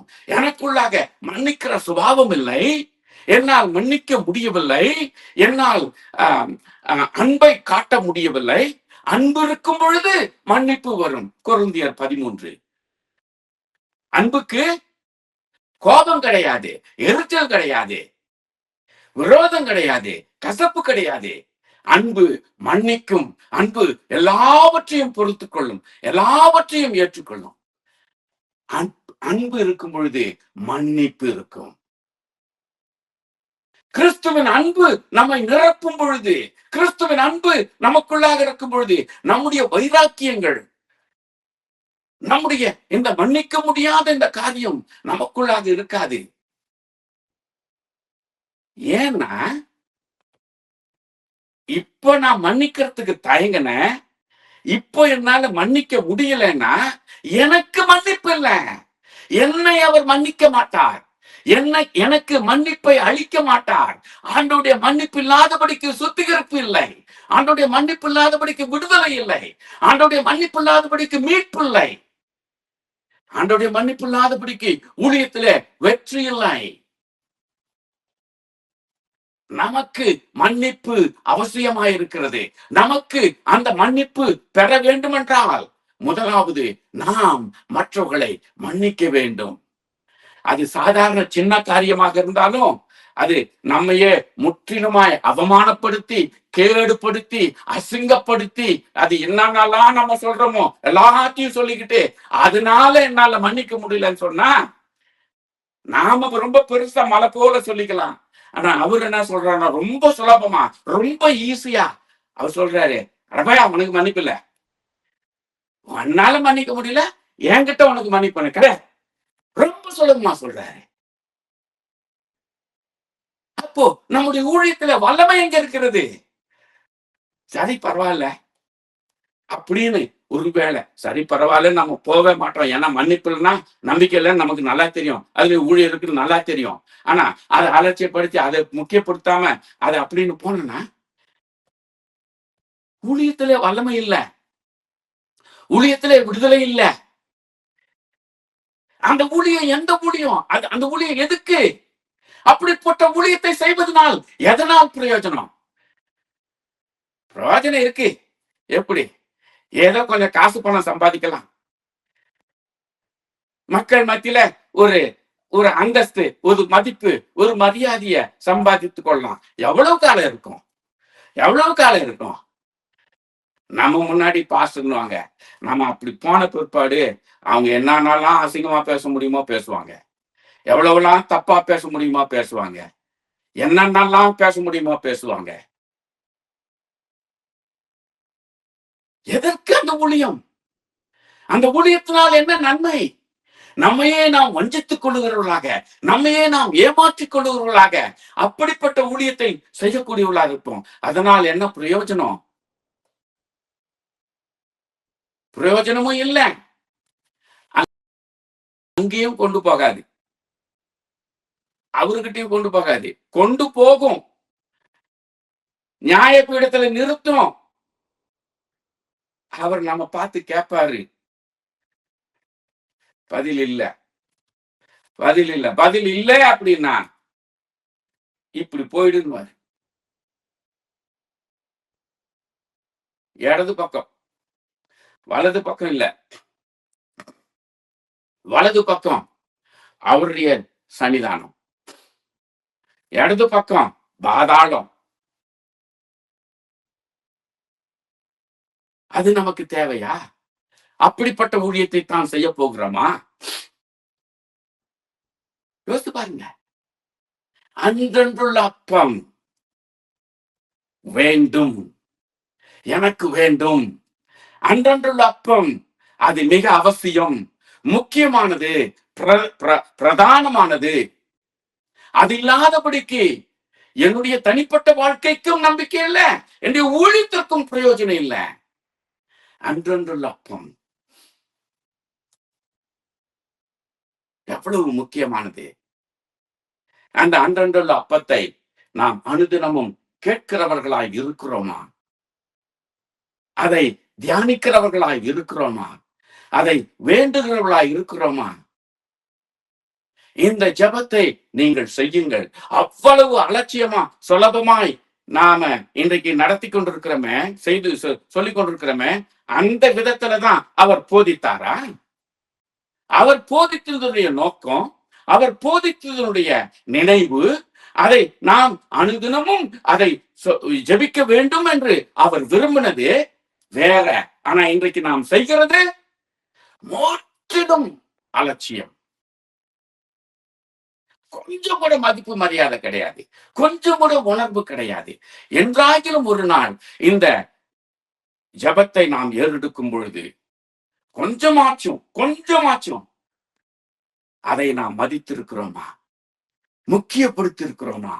ஆழமாய் உணர்ந்திருக்கிறோமா? உண்மையான அர்த்தத்தோடு, உண்மையான உணர்வு பூர்வமாய் இந்த ஜெபத்தை நாம் ஏறெடுத்திருக்கிறோமா? யோசித்து பாருங்க. எவ்வளவுதான் உட்கார்ந்து நாம நினைவுபடுத்தினாலும் ஒரே ஒரு நேரம் அதை ஆண்டவர் எந்த ஆழம், எந்த உணர்வு, எவ்வளவு முக்கியத்தோடு அதை போதித்து அதை நாம் செய்ய வேண்டும் என்று சொல்லி இருக்கிறாரோ அந்த விதத்துல செய்திருக்கிறார். நான் யோசித்து பார்த்தா ஒரே ஒரு சமயம் கூட இருக்காது. ஆனால் அவருடைய போதனையோ ஆழமானது, உணர்வு பூர்வமானது. அப்படியாய் நாம் ஜெபிக்க வேண்டும் என்று அவர் சொல்லுகிறார். எனக்கு அருமையான தேவ பிள்ளைகளே, இந்த ஜெபத்தை நாம் எப்படி ஏறெடுக்கிறோம்? இந்த ஜெபம் எவ்வளவு ஆழமானதாக இருக்கிறது. இந்த ஜெபம் இல்லாதபடிக்கு நம்முடைய ஊழியத்திலே எங்கிருந்து வெற்றியை காணப்போகிறோம்? அவர் இதை செய்ததுனாலதான் லேகியோன் இவரை பார்த்து நடுக்கிறான். இவர் அங்க வர்றதுக்கு முன்னாடி அவன் எல்லாரையும் பயப்படுத்திட்டு இருக்கிறான். அவங்க கிட்ட போறதுக்கு பயப்படுறாங்க. அவன் ஒரு தனிக்காட்டு ராஜாவா இருந்துகிட்டு இருந்தான். ஆனா இவர் வர்றாருன்னா நடுக்கிறான், பயப்படுறான். ஐயோ, தயவு செய்து வராத, என்னை விட்டுடு, வேண்டாம். பயப்படுறான், அலறான், நடுங்குறான். 1000 பிசாசு. அதனாலதான் அவனுக்கு லேகியோன். 1000 பிசாசு அவங்களுக்குள்ள இருக்குது. 1000 பிசாசு சேர்ந்து ஒரு மனுஷனை கண்டு பயப்படுது, நடுங்குது. அன்றன்றுள்ள அப்பத்தினுடைய வல்லமை அங்கே வெளிப்படுகிறது. இந்த அன்றன்றுள்ள அப்பத்தை, இந்த தேவன் கற்பித்த இந்த ஜபத்தை இந்த உணர்வு பூர்வமாய் அனுதினமும் நாம் தியானிக்கும் பொழுது, செபிக்கும் பொழுது, அப்பொழுது இந்த வல்லமையை நாமும் வெளிப்படுத்துவோம். நம்முடைய ஊழியம் வெற்றியுள்ள ஊழியம், நம்முடைய ஊழியம் விடுதலையின் ஊழியம். இன்றைக்கு நிறைய ஊழியங்கள் விடுதலையின் ஊழியங்கள் என்று பெயர் வைக்கப்பட்டிருக்கிறது. ஆனால் மக்கள் உண்மையாக விடுதலை ஆகிறார்களா தெரியல.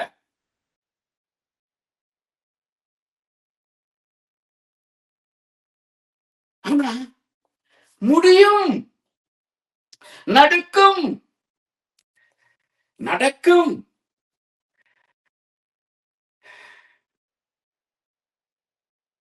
நம் தேவன் நேற்றும் இன்றும் என்றும் மாறாதவர். என்னவோ அவருக்காக அருமையானவர்களே, இயேசு ஆண்டவர் அவருக்காக என்று தனிமைப்படுத்தி எதையுமே வச்சுக்கல. எல்லாவற்றையும் கொடுத்துட்டார், எல்லாவற்றையும் கற்றுக் கொடுத்தார், எல்லாவற்றையும் போதித்தார், எல்லாவற்றையும் ஒன்றையும் அவர் மறைவாய் வைத்துக் கொள்ளல, ஒன்றையும் எனக்குரியது மாத்திரம் என்று வச்சுக் கொள்ளல. வேத புத்தகத்துல எல்லாவற்றையும் கொடுத்துட்டார், போதிச்சிட்டார். இப்பொழுது நம்முடைய கடமை அதை பயன்படுத்த வேண்டியது, அறிந்து கொள்ள வேண்டியது, தெரிந்து கொள்ள வேண்டியது. ஆனா நாம என்ன செய்யறோம்? ஏதோ நமக்கு இந்த மூல அறிவுல தெரிஞ்சத நடத்திக்கிறோம். ஆனால் அவர் எந்த விதத்துல நமக்கு போதிக்கிறார் அதை அறிஞ்சுக்கிறது இல்லை.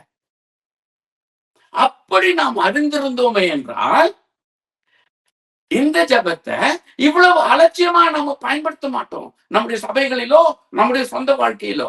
ஐயோ, இது மிகவும் ஆழமானது, உணர்வு பூர்வமானது, இது வல்லமை புரிந்தனது, இதுல அநேக காரியங்கள் இருக்கிறது. ஆகையினால இந்த ஜபத்தை என் தேவன், என் ஆண்டவர் என்னை நேசித்து எனக்கு போதித்திருக்கிற, எனக்கு கற்றுக் கொடுத்திருக்கிற, நான் ஜெபிக்க வேண்டும் என்று எனக்கு சொல்லிக் கொடுத்திருக்கிற இந்த ஜபத்தை நான் அலட்சியமாய் செய்ய மாட்டேன். கவனம் இல்லாமல், உணர்வில்லாமல் ஜெபிக்க மாட்டேன். உணர்வு பூர்வமாக, எல்லா விதமான பயத்தோடும் பக்தியோடும் இந்த ஜெபம் என்னுடைய வாழ்க்கையில, என்னுடைய ஊழியத்தில அது வெற்றி புரிந்தனதாக, வல்லமை புரிந்தனதாக, என்னை ஒரு பெரிய அவருடைய வல்லமையை பொருத்தவனாக என்னை பயன்படுத்த போகிறது. அநேக தேவன் இருந்த கட்டப்பட்ட அப்படிப்பட்ட மக்களுக்கு தேவன் என்னை ஒரு மீட்பாக, ஒரு விடுதலையின் வழியாக என்னை உபயோகப்படுத்த போகிறார். அதனால் இந்த ஜபத்தை எல்லா விதமான உணர்வோடு, எல்லா விதமான ஆழமான உணர்வோடு நான் ஜெபிப்பேன். அப்படியாய் நான் ஜெபிக்க வேண்டும் என்று அவர் விரும்புகிறார். விரும்புறது மாத்திரமல்ல, அனுதினமும் நான் இதை செய்ய வேண்டும். அனுதினமும் என்னுடைய வாழ்க்கை புதுப்பிக்கப்பட வேண்டும். ஏனென்றால் என்னுடைய வாழ்க்கை பலகீனத்தினால் நிரம்பி இருக்கிறது, ஜென்ம சுபாவத்தினால் நிரம்பி இருக்கிறது. என் தாய் தகப்பனுடைய, என்னுடைய மூதாதையர்களுடைய அந்த பாவ சுபாவங்கள், அந்த ஜென்ம சுபாவங்கள், அவைகளை பெற்றவனாக, அவைகளை உடையவனாக நான் ஜீவிக்கிறேன். இன்றைக்கு சயின்ஸும் அதுதான் சொல்லுது. ஜீன்ஸ், பெற்றோருடைய ஜீன்ஸ், முன்னோருடைய ஜீன்ஸ், தாத்தா பாட்டி ஜீன்ஸ் நமக்கு இருக்குதுன்னு சயின்ஸ் சொல்லுது, ஒத்துக்குது. சயின்ஸ் சொல்றதுக்கு முன்னாடி வேதம் நமக்கு சொல்லுது. சயின்ஸ் நமக்கு போதிக்கவே வேண்டாம், வேதம் நமக்கு போதிக்குது. தாவீது ராஜா சொல்றாரு, இதோ என் தாய் என்னை பாவத்தில் கற்பந்தரித்தாள். இதுக்கு எந்த சயின்ஸ் தேவையில்லை. சயின்ஸ் எல்லாம் வர்றதுக்கு முன்னாடி தாவீது ராஜா வேதத்துல சொல்லிட்டாரு. ஆகையினால இந்த ஜென்ம சுபாவத்தோடு இருக்கிறோம். இந்த ஜென்ம சுபாவம் என்னை அனுதினமும் என்னை மேற்கொண்டிருக்கிறது. நான் எவ்வளவுதான் போராடினாலும் ஜெயிக்க முடியல. ஏன்? ஏதோ என் தாய் கருவிலே நான் உருவாகும் பொழுதே, இந்த உலகத்துக்குள்ளாக நான் வருவதற்கு முன்னதாகவே, நான் கருவாய் இருக்கும் பொழுதே என்னுடைய ஜென்ம சுபாவம் என்னை ஆட்கொண்டிருக்கிறது, அவைகள் நிரம்பியிருக்கிறது. அந்த சுபாவத்தோடு இருக்கிறேன். ஆகையினால தேவன் வேதத்துல சொல்லுகிறார், மரிக்கும் வரைக்கும் நீ எந்த மனுஷனும் அவன் பரிசுத்தவான் அல்ல, அவன் பாவி என்று தேவன் அதை உறுதிப்படுத்துகிறார். ஆகையினாலே நம்முடைய வாழ்க்கை இந்த பாவத்தினால் நிரம்பி இருப்பதினாலே அனுதினமும் அந்த அப்பம் நாம் உணர்வு பூர்வமாக அந்த அன்றன்றுள்ள அப்பத்தை நாம் ஏற்றுக்கொள்ளுவதினாலே, தியானிப்பதினாலே, பெற்றுக்கொள்ளுவதினாலே நம்மை நாம் சுத்திகரித்துக் கொள்ளுகிறோம். அந்த அப்பத்தினாலே 2 காரியம். ஒன்று சுத்திகரிப்பு, கழுவுதல், பாவ மன்னிப்பு, பாவ விடுதலை, இது கிடைக்கிறது.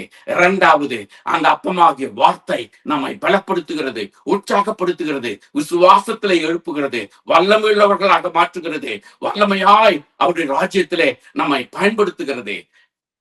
அதனால் தான் சொல்றாரு, அன்றன்றுள்ள அப்பத்தை எங்களுக்கு தாரும் என்று சொல்லி ஜெபிக்க வேண்டும் என்று.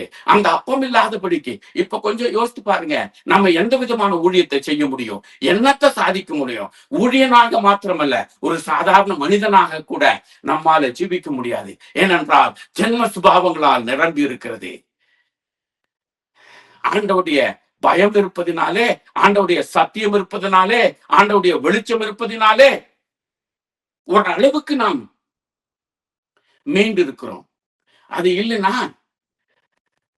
மகா பயங்கரமான பாவிகளாக ஜீவித்து. அதனால்தான் தேவ சத்தியம், தேவனுடைய வெளிச்சம், தேவனுடைய அறிவு இல்லாதவருடைய வாழ்க்கை மிக கொடூரமாக இருக்கிறது. சன்மார்க்கமே இல்லாதபடிக்கு துன்மார்க்கமாக, கேடு கெட்டதாக, அசுத்தமாக இருக்கிறது. தேவனுடைய வார்த்தையாகிய அப்பம் இல்லாத வரைக்கும் அப்படித்தான். தேவனுடைய வார்த்தையாகிய அப்பம் நமக்கு இருக்கும் பொழுது அது நம்மை சுத்திகரிக்கிறது. தேவ சரீரம் நமக்காக சிந்தப்பட்ட அந்த ரத்தம் நம்மை சுத்திகரிக்கிறது, மீட்கிறது, அது கழுவி துடைத்து எரிகிறது. ஜென்ம சுபாவங்களை ஆளுகை செய்ய முடியாதபடிக்கு அதை அடக்குகிறது. அது நம்மை மேற்கொள்ள முடியாதபடிக்கு அடக்குகிறது. தேவனுடைய அப்பமும், தேவனுடைய வார்த்தையாகி அந்த அப்பம், அதை நம்முடைய ஜென்ம சுபாவம் நாம் மறிக்க வரைக்கும் இருந்தாலும், நம்மோடு கூட இருந்தாலும், அந்த அப்பம், தேவனுடைய வார்த்தையாகிய அப்பம் அதை அப்படியே சிறுமைப்படுத்துகிறது, அடக்குகிறது. நம்மை மேற்கொள்ள முடியாதபடிக்கு, அந்த ஜென்ம சுபாவம் நம்மை ஆளுகை செய்ய முடியாதபடிக்கு கட்டுப்படுத்துகிறது. அப்போ எத்தனை அவசியமானது இந்த அப்பம்.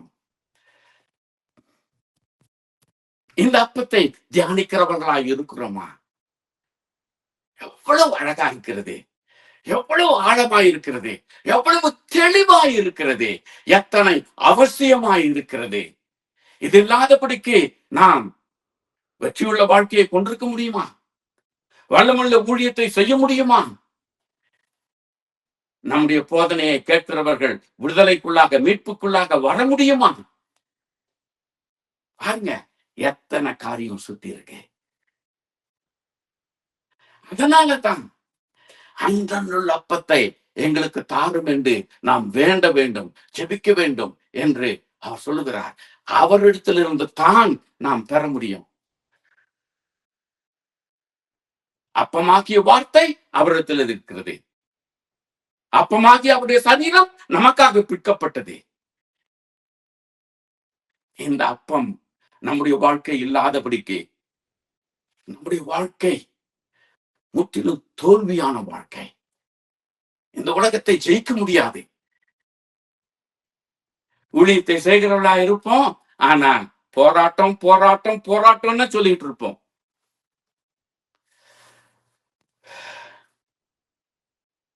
இந்த மாதத்துல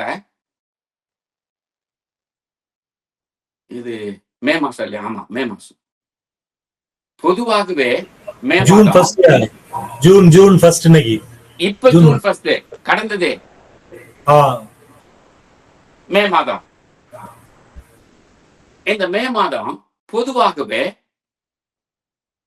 எனக்கு மிகவும் ஒரு சவாலான மாதம். அதிகப்படியான செலவுகள். ஆனா இத்தனை ஆண்டுகளும் இந்த மே மாதத்துல, மே மாதம் ஆரம்பிக்க ஏப்ரல் மாதத்திலே நான் ஜெபம் பண்ண ஆரம்பிச்சிடுவேன். ஆண்டவர் எனக்கு தாராளமா அவர் எனக்கு கொடுக்கணும்னு சொல்லிட்டு. ஆனா இத்தனை ஆண்டுகளும் அப்படி நடந்தது. ஆனா இந்த மாதம் 2 வாரத்துக்கு மேல உண்மையா 10 பைசா இல்ல, 10 பைசா இல்ல. காலையில இருந்து நைட்டு வரைக்கும் சும்மா தான் உட்கார்ந்துட்டு இருப்பேன். சும்மா உட்கார்ந்துக்கிறது மாத்திரமல்ல, சும்மா உட்கார்ந்து நடக்காதே, எதையாச்சும் நம்ம சம்பாதிக்கணுமேன்ட்டு அங்க எங்க போவேன். போகிறது தான் மிச்சம். என்னுடைய அந்த டைமும் அந்த பெட்ரோலும் தான் வேஸ்ட் ஆகுமே ஒழிய வருமானம் கிடைக்கல. உண்மையிலேயே ரொம்ப என்ன ஆண்டவரே, நான் என்ன செய்ய போறேன், நான் எப்படி சந்திக்க போறேன், எனக்கு தேவை நிறைய இருக்கே, நான் என்ன செய்ய போறேன். ஆனால் எனக்கு அருமையான தேவ பிள்ளைகளே, ஆண்டவர் அற்புதமாய் சந்தித்தார். எது எனக்கு ரொம்ப பயமா இருந்ததுன்னா, ஜூன் 1ஆம் தேதி, ஜூன் 5 தேதிக்குள்ளார அங்க சபைக்கு அந்த மாதாந்திர பில்கள் எல்லாம் கட்டப்பட வேண்டும். அதை நான் சந்திக்கணும். எனக்கு அது பெரிய சவால். அதுல நான் கொஞ்சம் கூட காலதாமதமும் படுத்தக்கூடாது, அதுல எந்த குறைவும் வைக்க கூடாதுன்னு ரொம்ப எனக்கு அதுல தீர்மானம். இத்தனை ஆண்டுகள் ஆண்டவர் எனக்கு உதவி செய்தார். இந்த ஆண்டு எனக்கு ஜூன் மாசம் எப்படி அந்த முதல் வாரத்தை கடந்து செல்ல போகிறேன் பயம் இருந்தது. ஆண்டவர் அற்புதமாய் கடந்த 2-3 நாள், வெறும் 2-3 நாள்ல சாதிக்க வச்சிட்டார்.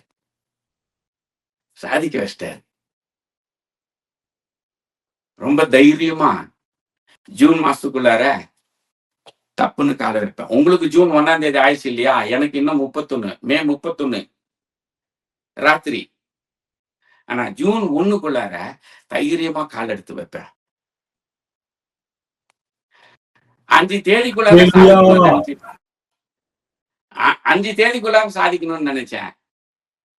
ஆண்டவரு பைத்தியக்காரா, 1ஆம் தேதியே தைரியமா காலத்து வைரான்ட்டாரு. சாதிச்சது 2-3 நாள் தான். ஏறக்குறைய 15 நாளா ஒண்ணுமே இல்லை. நம் தேவன் பெரியவர், நம் தேவன் வல்லமை உள்ளவர், நம் தேவன் மகிமை உள்ளவர், மகத்துவம் உள்ளவர், அற்புதமானவர், எல்லாவற்றையும் சாதிக்கிறவர். தேவனால் கூடாத காரியம் ஒன்றுமில்லை என்று சொல்லுவது முக்கியமல்ல, ரொம்ப லேசா சொல்லலாம். சாதிக்கணும்.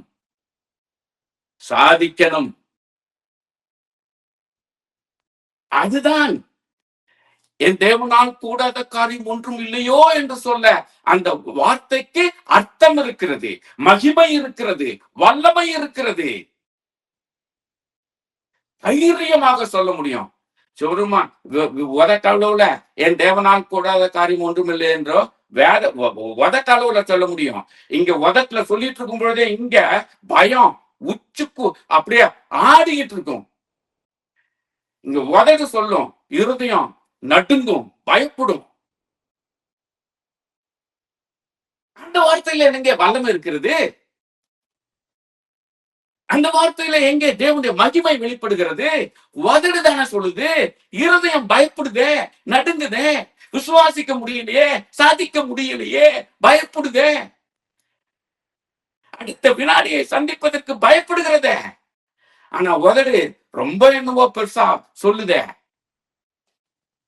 உதட்டிலிருந்து வரக்கூடிய வார்த்தைக்கு வல்லமை இல்லை, விடுதலை இல்லை, மகிமை இல்லை. இருதயத்தின் ஆழத்திலிருந்து வரக்கூடிய வார்த்தைக்கு வல்லமை உண்டு, மகிமை உண்டு, தெளிவு உண்டு, விடுதலை உண்டு. எப்பொழுது இங்கிருந்து நம்மால் சொல்ல முடியும்? அன்றன்றுள்ள அப்பத்தை பெறக்கூடியவர்களாக இருக்கும் பொழுது. அருமையானவர்களே, அன்றன்ற உள்ள அப்பம் என்று சொல்லும் பொழுது தேவனுடைய வார்த்தை மாத்திரமல்ல, சுத்திகரிப்போடு கூடிய வார்த்தை, மன்னிப்பு மீட்போடு கூடிய வார்த்தை, விடுதலையோடு கூடிய வார்த்தை. ஆகையினால முதலாவது அப்பமாகிய சரீரம் நம்மை மீட்டெடுக்க வேண்டும், சுத்திகரிக்க வேண்டும், கழுவ வேண்டும், விடுவிக்க வேண்டும், அது சுத்தப்படுத்த வேண்டும். அதன் பிற்பாடு வல்லமை வெளிப்படுகிறது, விடுதலை வெளிப்படுத்துகிறது, மகிமை வெளிப்படுகிறது, உற்சாகம் வெளிப்படுகிறது, விடுதலை வெளிப்படுகிறது, மீட்பு வெளிப்படுகிறது. கட்டப்பட்டவர்கள் அவிழ்க்கப்படுகிறார்கள். ஆமா அருமையானங்களே, தயவு செய்து இதை செய்து பாருங்க. அந்த ஊழியத்துல எவ்வளவு வல்லமை இருக்கு பாருங்க. நிச்சயமா நீங்க இதை செய்வீங்கன்னா நான் சொல்ல விரும்பல, செய்யணும்னு சொல்றேன். செய்யுங்க. அடுத்த மாதம் நாம கூடும் பொழுது நீங்க சாட்சிகளை சொல்லுவீங்க. ஆமாம், நாங்கள் செய்தோம், உண்மையாய் அனுபவித்தோம்.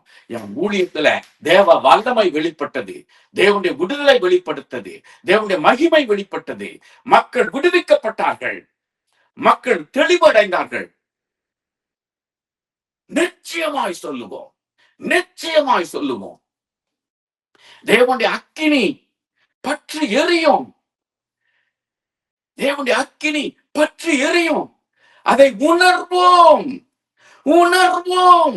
தேவனுடைய அக்கினி நம்முடைய ஜீவத்தை, நம்முடைய சரீரத்தை பற்றி கொள்வதை உணர முடியும். என கருமையானவர்களே, உணர்வு பூர்வமாக, அனுபவபூர்வமாக நான் சொல்லுகிறேன்.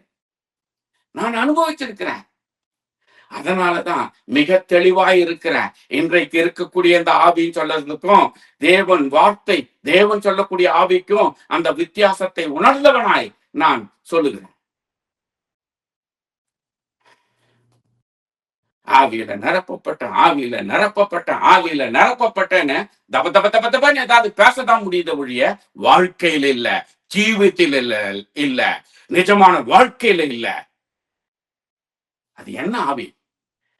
வஞ்சிக்கிற ஆவி.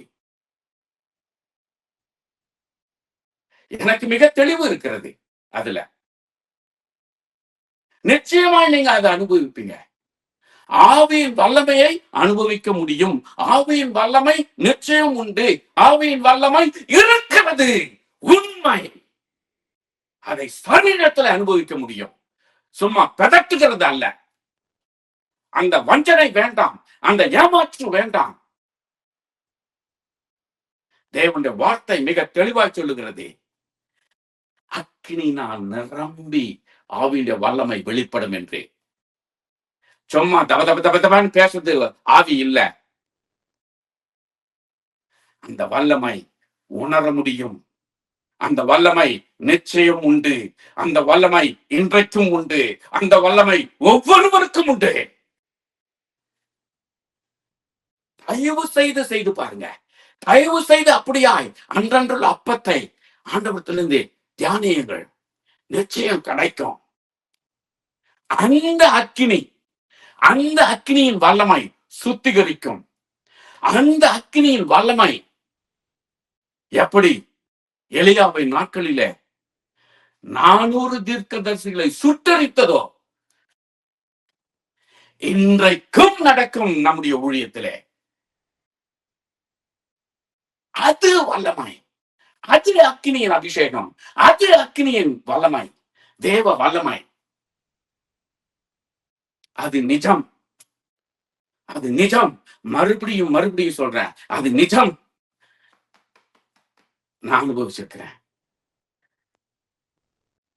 எத்தனையோ வேளைகளில. விடுதலையை பார்த்திருக்கிறேன், விடுதலையை பார்த்திருக்கிறேன், மகிமையை உணர்ந்திருக்கிறேன். It is my experience. அனுபவபூர்வமாக சொல்லுகிறேன். இன்றைக்கு உங்கள் முன்னாடி ஒரு மனுஷன் சாட்சியாக சொல்ல முடிகிறது. உங்கள் அனைவராலும் அது முடியும். அன்றன்றுள்ள அப்பம், அதை நாம் தியானிக்க வேண்டும், அதற்காக ஜெபிக்க வேண்டும். அப்படி ஜெபிக்கும் பொழுது அது நம்மை சுத்திகரிக்கிறது, விடுவிக்கிறது, கழுவுகிறது. புதுப்பிக்கிறது, வல்லமையை கொடுக்கிறது, மீட்பை கொடுக்கிறது, விசுவாசத்தை கொடுக்கிறது, கீழ்ப்படுதலை கொடுக்கிறது, விசுவாசிகளை உற்சாகப்படுத்துகிறது. நாம் யாருக்கு ஊழியம் செய்கிறோமோ அவர்களை மீட்புக்குள்ளாக கொண்டு வருகிறது. எத்தனை வல்லமையான ஊழியம்! எனக்கு அருமையான பிள்ளை, இந்த இந்த ஜெபத்தை நாம எந்த விதத்துல செபிக்கிறோம்? இந்த ஜெபத்தை எந்த விதத்துல நாம் ஏறெடுக்கிறோம்? முதலாவது, நம்முடைய வாழ்க்கையில அனுதினமும் இதை செய்கிறோமா? ஏதோ சபை நடக்கிற வேலையில, ஆராதனை வேலையில, ஏதோ ஒரு கடமைக்காக, அதெல்லாம் ஒரு நடைமுறை, ஏதோ 1 2 3 4 சொல்ற மாதிரியும், ஏபிசிடி சொல்ற மாதிரியும், இல்லைன்னா எதையோ ஒண்ணு சொல்ற மாதிரி இத சொல்லிட்டு முடிஞ்சு போச்சு. எவ்வளவு அலட்சியம்! எவ்வளவு அதை எத்தனை இழிவாக நாம செய்ய முடியுமோ அவ்வளவு இழிவாக செய்கிறோம். ஆனால் அதனால் எத்தனை பெரிய வல்லமை இருக்கிறது என்பதை தேவன் இன்றைக்கு நமக்கு போதித்திருக்கிறார். எனக்கு அருமையான தேவ ஊழியர்களே, இதை அனுதினமும் தியானிப்போம். தேவனுடைய வார்த்தையினாலே நம்மை வல்லமைப்படுத்திக் கொள்ளுவோம், புதுப்பித்துக் கொள்ளுவோம், அவருடைய வல்லமையை, மகிமையை பெற்றுக் கொள்ளுவோம். தேவனுடைய சரீரமாகிய அந்த அப்பத்தின் மூலமாக நம்முடைய ஜீவியத்தை சுத்திகரிப்போம், கழுவப்படுவதற்கு ஒப்பு கொடுப்போம், மன்னிக்கப்படுவதற்கு ஒப்பு கொடுப்போம்.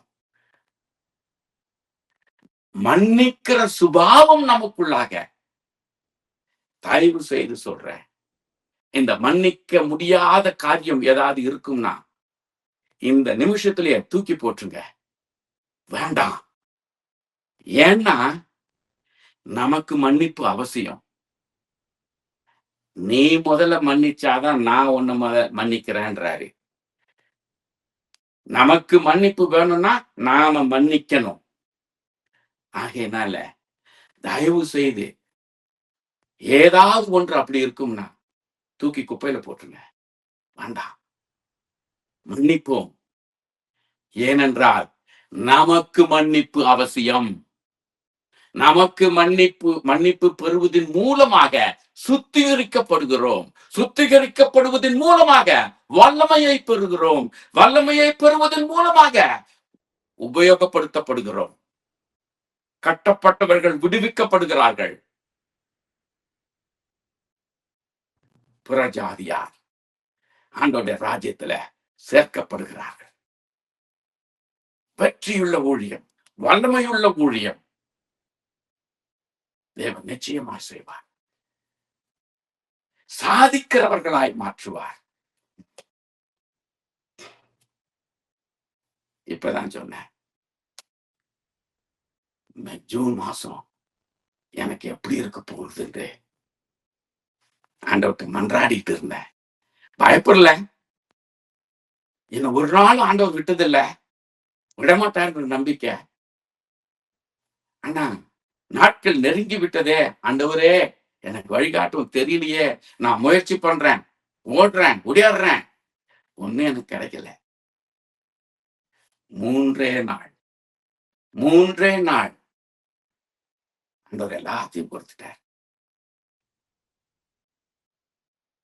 நிச்சயம் செய்வார், நிச்சயம் செய்வார். இந்த விதமான சாட்சிகளை நான் எத்தனையோ முறை, எத்தனையோ விதத்துல நான் உங்களிடத்துல பகிர்ந்திருக்கிறேன். இந்த நாளில, இந்த மாதத்துல, இந்த வேளையில ஆண்டவர் எனக்கு கொடுத்த இந்த வெற்றி உங்கள் மத்தியில பகிர்ந்து கொள்கிறேன். சாதிக்கிறவர்களாய் மாறுவோம், வெற்றி அடையவர்களாய் மாறுவோம். ஒருபொழுதும் நம்ம வெட்கப்பட்டு போகாதபடிக்கு தேவன் நம்மை உயர்த்துவார். வெட்கப்பட்டு போக விடமாட்டார். அன்றன்றுள்ள அப்பத்தை புசிக்கிறவர்களாக, தியானிக்கிறவர்களாக, ஜெபிக்கிறவர்களாக இருக்கும் பொழுது விடமாட்டார், விடமாட்டார். வெற்றி அவரது. யாரையும் சார்ந்திருக்க விட மாட்டார். சாதனைக்காரர்களாக நம்மை மாற்றுவார்.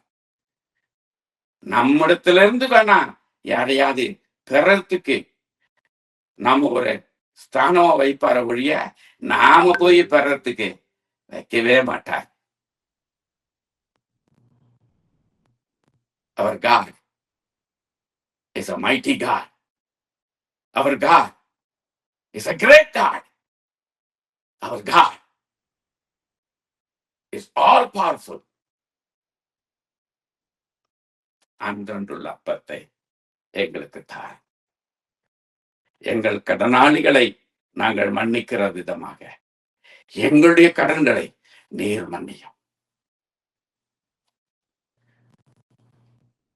உணர்வு பூர்வமாக ஆழமாக இனிமேல் இந்த ஜெபத்தை நாம ஜெபிக்கும் பொழுதும், நம்முடைய சபையில நாம இதை ஜெபிக்கும் பொழுதும், நம்முடைய விசுவாசிகளுக்கு நாம் சொல்லுவோம், இனி ஒரு பொழுதும் இதை அலட்சியமாய் கபலீனமாக நாம் உச்சரிக்க வேண்டாம். அதிக பயத்தோடு அதிக உணர்வோடு தேவன் எந்த விதத்திலே அதை நமக்கு போதித்திருக்கிறார் என்பதை உணர்ந்து அப்படியா ஜெபிப்போம் என்று நம்முடைய சபை மக்களுக்கு நாம் போதிப்போம். இனியும் ஒரு பொழுதும் இந்த பரமண்டலின் ஜெபத்தை அலட்சியமாகவோ கவலீனமாகவோ ஒருவரும் சொல்லக்கூடாது என்பதாக கற்றுக் கொடுப்போம். விசுவாசிகளுக்கு நம்முடைய கடமை கற்றுக் கொடுக்க வேண்டியது கற்றுக் கொடுப்போம். தேவன் இன்றைக்கு நமக்கு கற்றுக் கொடுத்திருக்கிறார் அல்லவா, நாம் அவங்களுக்கு கற்றுக் கொடுப்போம். வேண்டாம், இந்த ஜெபம் மிக ஆழமானது, அதிக வல்லமை புரிந்தனது. அதிக பயத்தோடும் உணர்வோடும் நாம் இதை செபிக்க வேண்டும் என்று சொல்லி கற்றுக் கொடுப்போம். நிச்சயமாய் நம்முடைய சபையை ஆண்டவர் ஆசீர்வதிப்பார். நம்முடைய விசுவாசிகள் எழும்புவார்கள். அவர்களுக்குள்ளாக மன்னிக்கிற சுபாவம் வரும். நம்முடைய சபைகளில் எத்தனை பேரு மன்னிக்க முடியாம இருக்கிறாங்க. இதை உணர்வு பூர்வமாக அவர்கள் உணர்ந்து ஜெபிக்கும் பொழுது உணர்வாங்க, ஐயையோ ஏசப்பா என்ன மன்னிக்கணும்னா நான் முதலாவது மன்னிக்கணும். எனக்குள்ளாக வெறுப்பு, கசப்பு, விரோதம், துரோகம் இதை நான் வச்சுக்க முடியாது. வச்சிருந்தேன்னா எனக்கு மன்னிப்பு இல்ல, எனக்கு மன்னிப்பு இல்லாம நம்பிக்கை இல்ல, எனக்கு நம்பிக்கை இல்லாம பரலோகம் இல்ல அப்படின்னு மன்னிப்பாங்க. மன்னிப்பாங்க. மன்னிக்கிற உணர்வு அவர்களுக்குள்ளாக வரும். மன்னிக்க முடியாதபடிக்கு எவ்வளவுதான் அவர்கள் ஜெபித்தாலும், எவ்வளவுதான் அவர்கள் சபைக்கு வந்து எதோ செய்தாலும் ஒரு பிரயோஜனம் இல்லை. ஏன்னா நான் மன்னிக்கலன்றார். அவருடைய மன்னிப்பு இல்லாம இவருடைய வாழ்க்கை என்ன பூஜ்யம். இவங்க மன்னிச்சாதான் அவர் மன்னிப்பேன்றாரு. இவங்க மன்னிக்கலன்னா அவர் மன்னிக்கல. அவர் மன்னிக்கலன்னா பூஜ்யம். கற்றுக் கொடுப்போம். அப்போ சபைக்குள்ளாக பகை உணர்வு இருக்காது, விரோதம் இருக்காது, கசப்பு இருக்காது, வெறுப்பு இருக்காது, சண்டை இருக்காது. அருமையான சபையாயிருக்கும். அருமையான சபையாயிருக்கும். போதகர் வல்லமையோடு இருப்பார். சபை அருமையாயிருக்கும். அந்த ஊழியம் எப்படிப்பட்ட ஊழியம் யோசிச்சு பாருங்க. சந்தோஷம் தாங்காது. சந்தோஷம் தாங்காது. அப்படியா ஆண்டவர் நமக்கு கற்றுக் கொடுத்த ஜெபத்தை இப்படியா ஜெபிப்போம். ஜெபிக்கலாம். அன்பும் இரக்கமும் கிருபையும் நிறைந்த எங்கள் ஆண்டவரே, ஆம் சுவாமி, எங்களுடைய ஊழியத்தின் பாதையை, எங்களுடைய கிறிஸ்துவ வாழ்க்கையின் பாதையை மாற்றி அமைத்துள்ளோம் ஐயா. ஏதோ கடமைக்காக, ஏதோ வழக்கமாக நடைமுறையில இருக்கிற அப்படிப்பட்டவர்களாய் இராதபடிக்கு நீர் இந்த ஜெபத்தை ஜெபிக்க வேண்டும் என்று கற்றுக் கொடுத்தீரே. இந்த ஜெபத்தை எப்படி ஜெபிக்க வேண்டும், எந்த விதத்திலே ஜெபிக்க வேண்டும் என்று அறியாமல் புரியாமல்